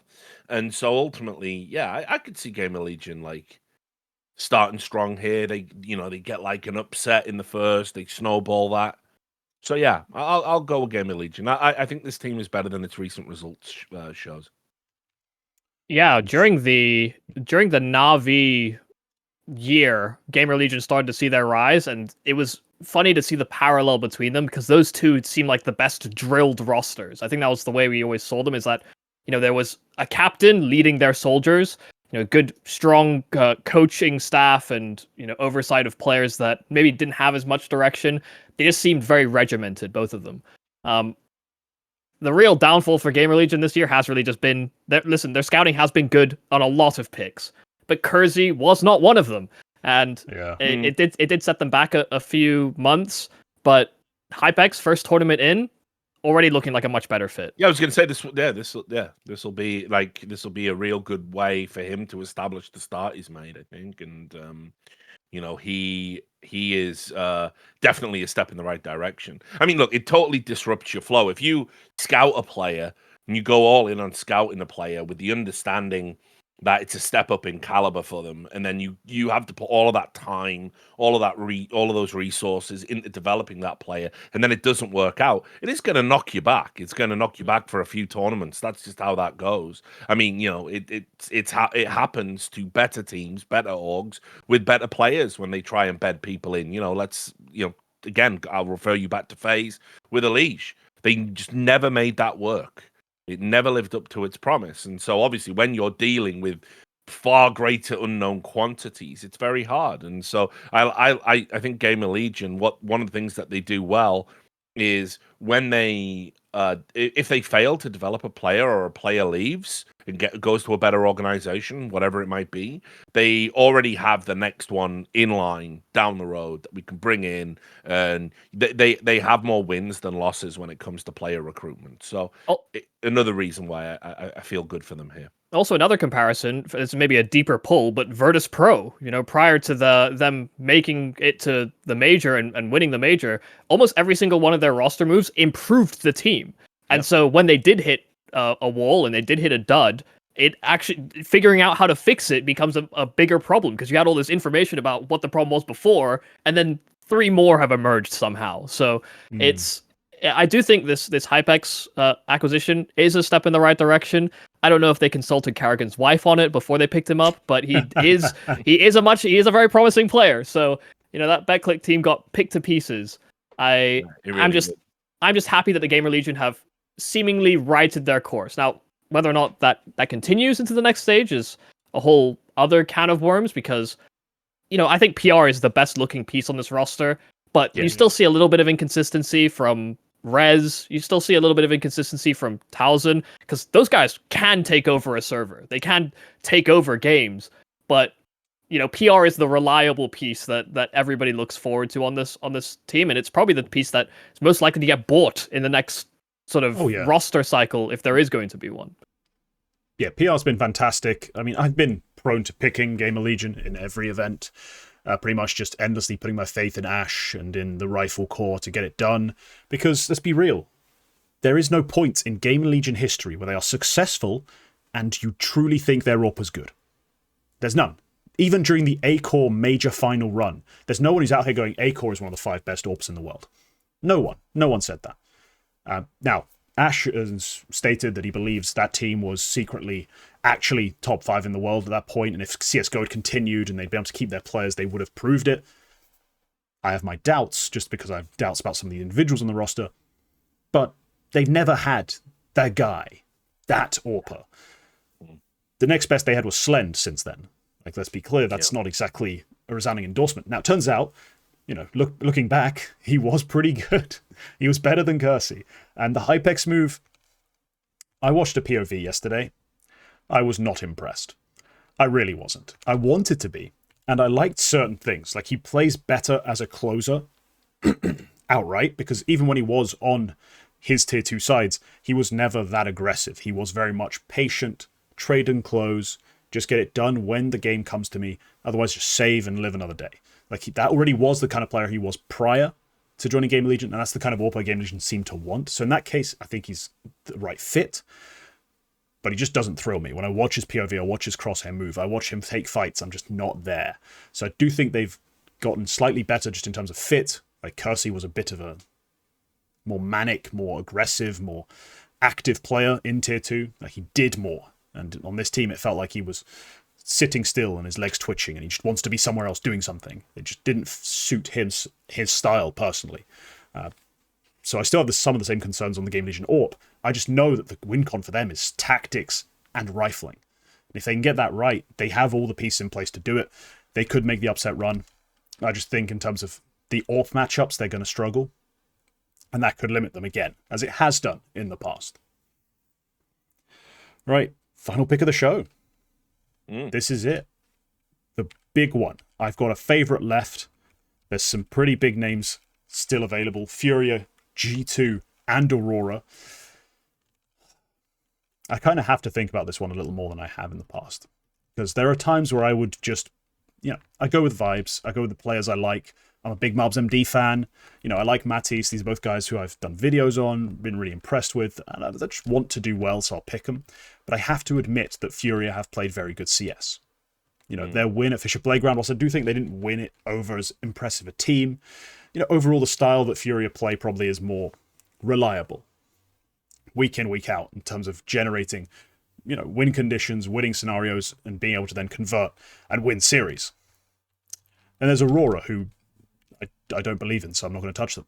That's already eliminated, just straight off the bat. That was the only one I knew you weren't going to pick. I'm not going to take them. I do know, I have received comments in the past, like, praising me for picking Aurora so much. People need to understand. This is a show of tactics. The reasonable Turkish CS fans. The reasonable Turks, yes, who are actually nice to me. So I'm not going to talk about my opinions. They've not actually been that stuff. Unreasonable. They've been very reasonable in my comments. So I'm not going to talk about any of that stuff. But I'm just going to talk about one of these two teams, and I'm going to go with my heart. You know, listen to your heart. That song's just playing in my head. I'm taking G2. MOUZ MD, is he an inconsistent nightmare? Yes. Does his playstyle entirely enforce that because he is just running at people? Yes. But I still think it's fun. I still think it's going to work. There are maps where if he's hitting, the other teams don't have a chance. They'd have a sniff. Like the lobotomist does just end it. And then they do have the rare luxury that most teams just simply never have of if one elite entry player does get nothing done, like he just goes 0 for 1, we have Matisse at the other end of the map who can just go and try again, and then he might go 2 for 1 because he's that good. And if he doesn't, if he just trades that 1 for 1, oh yeah, we've now got Heavy God closing out, so we can just lean on him to go 2 for 1, create that advantage that we lost based on usually a pretty poorly set up entry attempt that went wrong earlier on in the round. They have this luxury of rifle talent that no one else can, I think, really come close to right now besides Falcons. Like maybe if you want to give them like Tessis on his day, makes them as good just because they've got 2 legit stars and then a third guy who can have impact. But rifling wise, MOUZ, Matisse, Heavy God, firepower, unmatched. Just unmatched. They are ridiculous. And it's been a part of what's led them to win a lot of games. The other part has been a surprising level of competence out of Hunter. Now, it did start off quite limited. Like he can call a really strong T side on Inferno. And I had to give him credit for that. I thought a lot of the other maps did come down to shooting heads, especially on their Blast London run. But, you know, we've seen them play a bit. This is better than I could have ever expected. You know, even at Fisher Playground, the calling, just better than I would have expected. They do lose to the Mongolz, 2-1. Is what it is. They are a team that have that ability. But G2 are a very lethal side. And they're a team that I feel comfortable here picking as my second favourite, despite being like the 7th ranked team or 6th ranked team here. I still think they could go win the event if all things go right, which for a lot of teams you just can't say, even in the favourites ranks. So G2 for me is the pick. I am listening to my heart, but why not? They did also lose to Bait and Gentlemates in the last stage, you know, though. Yeah, and Furia lost to HOTU. Like, things happen in pro leagues. It's true. Like, let's be real. It is true. I think just on that point, I have held this perspective that the G2 tournament win is largely predicated on the idea that no one knew how the team was going to work at all. Like, going into London, everyone was very confused about how the system would work under the new leadership, with Soul coming in, with some Pius. There was a hidden element to them. I do think they will and probably have been figured out a little bit, because, listen, I don't see the most elaborate tactics on this team. I still think some Pius is probably more of a deficit than a positive, but I do find it hard to argue against the riflers not being good enough, because they can just brute force their way through to wins. And that's kind of been the case for G2 for a while. Even with Soul coming in, like in theory, that's supposed to add a layer of depth to this roster outside of just brute force approach. But push come to shove, if they find themselves up against a corner, you should be able to rely on the core you have here. And to be honest, it has actually been fueled by Hunter. I think the successes of G2 have been fueled by Hunter. I didn't think he could call. I thought everyone talked about G2 with snacks and Hunter calling CT sides. G2, when they had snacks, their CT sides looked awful. I did not expect it to transition so well. So I give Hunter a lot of credit for that, and Saw actually a lot of credit for that. But I just don't know if it's sustainable. I don't see it being sustainable. I actually refuse to believe that this concept of only just buying firepower is the way that you build Counter-Strike teams in today's ecosystem. At some point, that's got to give. I have to believe that there's a tactical game to play underneath the brute forced elements that we see, dominating highlights. Yeah, I mean, for me, G2, I don't think they're any further forward. I don't think they've cracked the code. I know they won like Blast, and we're all supposed to pretend that that's like, some great hurdle that they've cleared, and now they're a legit team. I just feel that that's another one of those, as Kassad would call them, another one of those banana cups that G2 were always liable to win.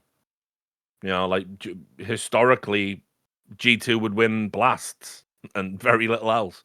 And so, I don't think they've cracked any great code. I'll say that Hunter, for me, shows that he's a competent caller. Like, probably put him in that area like a lot of ex-pros that, they know the game.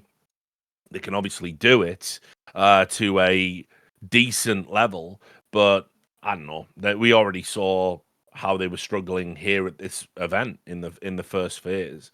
And that's a pretty big bump down to earth. You're beating Vitality at Blast, and then you're losing to Bait in a pro league.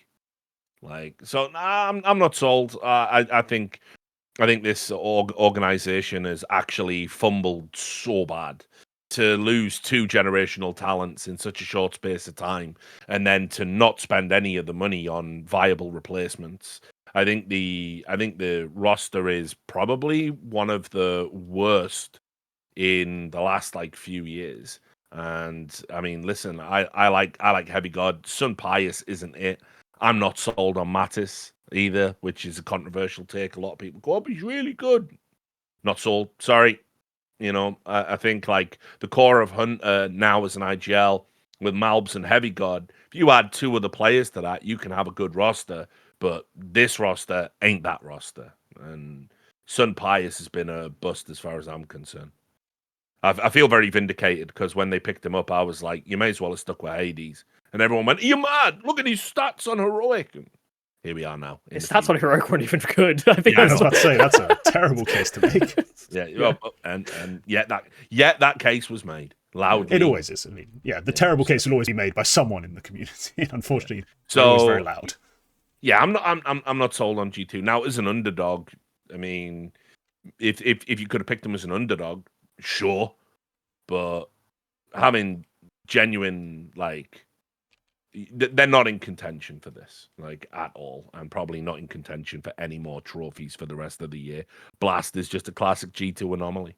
Yeah, what I will say is that their run at Blast was very legit, but if you put it through the lens of, yes, G2 are bound to win one anomaly tournament every year, then yeah, I could see that. They won Dallas when they didn't have a caller. HOOXi was apparently making spreadsheets or something from home because you had to attend a wedding or something. Yeah. And they win that event with Stewie 2K of all things. So it's I could, maybe that's Brighton was kind of on the wall at that point. Yeah. We don't need HOOXi, we need HOOXi spreadsheet. And we can pick a player who hasn't played competitively in 2 years.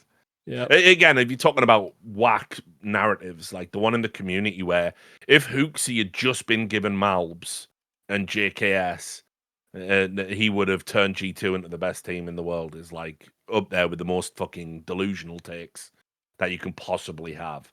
I mean, keep in mind, we're seeing the measure of the man at Astralis, where he's done enough to secure a contract. I was one of the people who said that. I interviewed him at the event. Me and him are all coup de la, but I'm still not sold that he was ever a top IGL. But by the way, put it this way. Here you go, another hot take. I think Hunter is on a par with HOOXi already. There you go. Rough. Yeah, I have had a lot of thoughts about HOOXi. Him to G2 made zero sense because you didn't even bring HOOXi to call HOOXi Counter-Strike on G2. It was stupid. He wasn't a good enough player, and you didn't subscribe to his system. You didn't subscribe to the philosophy. It doesn't make any sense from that point of view. And it's maybe it's a black mark on Nico to a certain degree, because I see a lot of the same emerging characteristics in the Falcons team that I did on that G2 when it was floundering when you had Nico Monacy. I still see the same, reasons why they lose rounds almost weirdly captured in that Falcons team as well.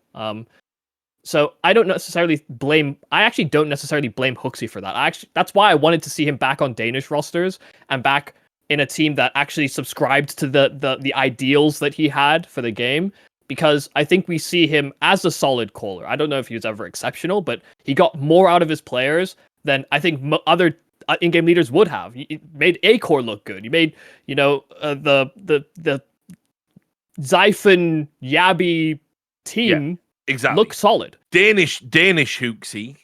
Danish Yeah. roster Hooksy is a very different prospect to international Absolutely. star-studded roster Hooksy. Yeah. As far as controlling the roster, having the respect, I mean, as well, who knows if he could call in English with similar caliber of players, like players who don't have the same egos, wants, fandoms, basically. We've never seen that. We've never actually seen that properly. But yeah, as far as Danish players, players with some humility, he has actually done a lot with them. So that's been impressive. No, I think your read on Mattis is off. That's my biggest takeaway from that. Like, I do think Mattis is a legit. Everyone tells me this. Just, put it this way. I'll qualify it a little bit better. I believe G2 should be aspiring to be one of the best teams in the world at all times.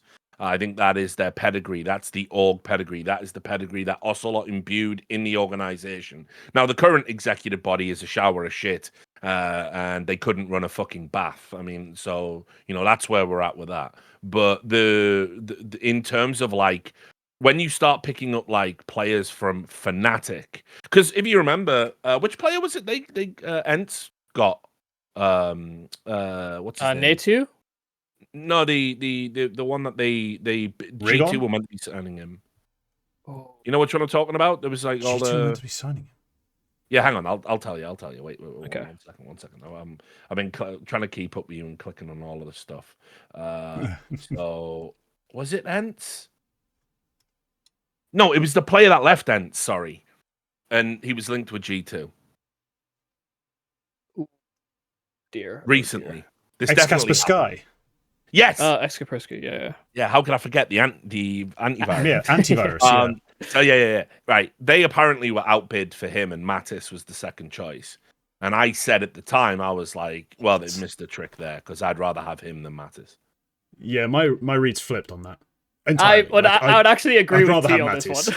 Yeah, I think because I think Mattis was the problem there was with Mattis as a tier 3, tier 2 player, Czechoslovak player, was there's a lot of, is he a cheat? Has he been caught cheating before? There's this, is he now a match fixer? Which always comes up as soon as anyone's any doubts about a player in tier 2, tier 3. And, he absolutely dicked the whole, like, Czechoslovak scene whilst playing on Sampi, and as an aggressive lurker, like he is now playing on G2. He then goes to Fnatic, because they're, like, one of the few teams who have, like, essentially are desperate enough to go down and take a player people are dubious of just because of those accusations. That's his step up. He steps up. I heard behind the scenes, by the way, they'd been done for like 2 months. Like, I was hearing it constantly, but it's just, we're still not sure about this. We're still not sure about this detail. They're still not sure about if he actually was match fixing or was cheating. So they're not locked it and not made it public. But then eventually it does happen. And he's playing a different role under the sort of umbrella of the Blame F Fnatic. Like, everyone knows Fnatic for Blame F at that point. If you watch the games and check the deep stats, it's just like, this is, if a gun round needs winning, it's Mattis or death. That's what that roster was. Because their AWPing was terrible, their support system, their calling, all that stuff, forgettable. But they had Mattis just ripping heads on the entries. And when you watch the eye test, it is sublime. I do think he is genuinely going to be a star rifler for a long time. Like, I'll put it up. Okay. I mean, like I said, I don't know. Maybe my eye test is off, but he's not it for me. I can't quite put my finger on it. There's just something, where I just feel like, put it this way, maybe the stats would prove me wrong, but so on that team, if it was like Heavy God in a 1v3, do you want a piece of that action, Rich? Yeah, go on then. Or if it was MOUZ in a 1v3, yeah, go on then. Even Hunter. I don't know. Mattis just doesn't feel like a guy I could put the house on. So that's, but I mean, look, irrespective of whether or not he's a good player or, for me, G2 should be aiming for a caliber of player a lot higher than that. And, if they're kind of like OG plus. Like, yeah, that's what, kind of OG that's what I mean. Like, honestly, like, in the grand scheme of, like, riflers that we've got right now, like, truly, where is Mattis? Like, where would you put him? And current form, that's a different question. In terms of when they signed him, obviously he's got no pedigree at the top level. Yeah. So in that case, he is a reach, he's a pull. Like, you're trying to get some value out of an unknown quantity. In terms of how he's played so far on G2, there aren't a lot of options that don't cost you €2 million that are better. You know, that just doesn't exist for me in the scene right now. So I think it's been a great value add so far. Should it fall off and turns into a pit of despair and that they should never have promoted or taken that risk, that's a different question. But so far, can't complain. Well, we'll see. Because also as well, when this episode gets watched, you know, there'll be comments where it's like, wow, you know, Richard obviously clearly doesn't even watch the games and all that stuff. So we'll see. But he seems to be another Reddit favorite. And once you're a Reddit favorite, reality just distorts. Yeah, you just go through a distortion field where you could shit in public and still be seen as elegant. Yeah, I mean, it's like, you know, JKS is always my go-to example for that. Yeah, it's weird because Matisse isn't even that pretty. Like, to be fair, like no, like yeah, but it's not just about that. It's like very often the player is a self-insert, so they are, you know, it's good if they're like awkward or shy in some way. You know, and it's just like, I mean, Reddit just plays favorites. Let's be real. Like, if Cadian was trash talking like Donk does, or saying the shit Donk says in interviews, there would just be hate threads permanently on the front page about how Cadian's a piece of shit. Like, they need to just keep a microphone away from Donk. I don't even really stop care translating that shit. Like, we don't need to hear it. I don't care about any of your thoughts, actually. Not a single thought in your head. I don't care. I don't need to know. Like, you're just really, really good at the game. And your thought on who the GOAT is irrelevant to me. You've been on Earth for 10 seconds. I'd always had that thought about Frozen and Rops, because Rops everybody loves. Everybody's like, oh, FPL hero, he's me if I was good at the game. Yeah. And then Frozen does much the same sort of circuit, but none of the same fandom. Like, now he has a fandom because he's, you know, putting up great numbers and he's basically a solo star player on FaZe. But they're jumping on that bandwagon way late when all of the same characteristics were there with Rops, aside from he wasn't accused of cheating. David's actually Chad as fuck in real life, by the way. Like, he looks like exactly who he is. Like, he is an actual Giga Chad. Like, he is a fucking, you know, he just, the way he delivers things, he says, his thoughts, he just, absolute fucking legend. So, he should have a much bigger fan base than he does, for sure. Well, he certainly has a couple fans on this show. Let's put it that way. We've been good this year, big fans. Like, in the past, we had questions. There were problems in terms of the way he played on FaZe. Just the way FaZe was built was a part of the problem. But this year, it's been fantastic. He never got credit. He had to switch up his game as well. Yeah, particularly in the Elige era. You know, they were running Elige as like hard entry, and initially when he came in the team, and it was on Frozen to be the trade guy. Like, and he had to trade consistently every time, and he did. He was doing really well. He was not the problem. His stats got like a massive bump actually when Elise joined. Yeah, you know, he also joined alongside people Rops were like first. talking bad about him coming out of that major, and everyone was like talking about Rops when Rops had been missing for the best part of a year. Yeah. And that was the thing, is that he came in when it was the Rops squad, and they have similar roles, so it was like, who actually gets priority? Rops got priority, which, and he had been kind of in a bad place actually in terms of how good he was. So yeah, he definitely was a versatile piece that he just doesn't receive fandom. He doesn't receive fanfare. They don't like him he looks too much like a Chad, perhaps, for them to like him. Yeah, that's what it is. People are like, I got stuffed in a locker at school by someone that looks like Frozen. I don't the like spiky it. hair. I can't. I was about to say, if your school bully in 2019 has got like anime hair, I mean, CS on the weekend. That is probably where we're at, dude. That's probably where we're at. You know what I'm saying? The people who used to bully me at school were like fucking. They already had tattoos. You know what I mean? Yeah. Like that's the environment I grew up in. So it was just the skinheads. It always was skinhead kids. Yeah, of course. So, classic. But yeah, I mean, like, I think, as I said, getting back to Mattis just to wrap up the show, like, I'd be happy to be proven wrong, but I felt genuinely disappointed by that signing, and I think a lot of G2 fans, they're basically gaslighting themselves. Like, if you just look at the caliber of signings you were making not that long ago, you look at the caliber of players that have left. You know, you've replaced Munacy with Sunfires, you've replaced Nico with Mattis. If you think this is good, you're fucking deranged. So yeah, at this point, they are making replacements by committee. It's like, not by committee as in like there's a committee voting, as in they are trying to replace Nico with MOUZ and Mattis. They're trying to replace Monacy with an AWPer, and then maybe you get more value out of the closing rifler, and then also the IGL can maybe frag better, and hopefully that kind of makes up for it because they don't have the power of friendship. Problem with Moneyball. This is the problem with Moneyball in Counter-Strike. You've only got 5 players. You can't take 3 to get on base once. You know what I mean? And Moneyball only really works in baseball in that sense. Yeah, exactly. So, you got to be very good with your Moneyball. You got to be, more Gamer Legion. This is not it for me. But like I say, someone's got to stand for G2. So I maybe Soul can make it work. Yeah. Yeah, well, I hope Mantis does prove you wrong, but that wraps up the show. We would sometimes go into more depth on some of the teams left over, but I don't have time today, unfortunately, so we're going to have to wrap it up there. That's why he's wearing a shirt, guys. So yeah, he's got other stuff to do, usually in a silly band t-shirt or something, but this time, looking all formal and dressed up. Thank you so much, Richard, for joining us. It was a pleasure. Yeah, do it. Very, very novel type of insight, a lot of journalistic insight. That was something we don't usually get. Wanted a bit about Falcons. That's... I know. We're going to dress it up in a journalistic insight. We'll call it that. Rather than bitching. You cut out anything. You cut out anything you want to cut out. I'm not cutting out anything. It's going straight up. I don't have time. I don't have time to do any of that. But yeah, if you enjoyed, leave a like, leave a comment telling us your thoughts on any of our picks. Remember that members get access to special perks, more videos, and the right to vote. And we'll see you next time.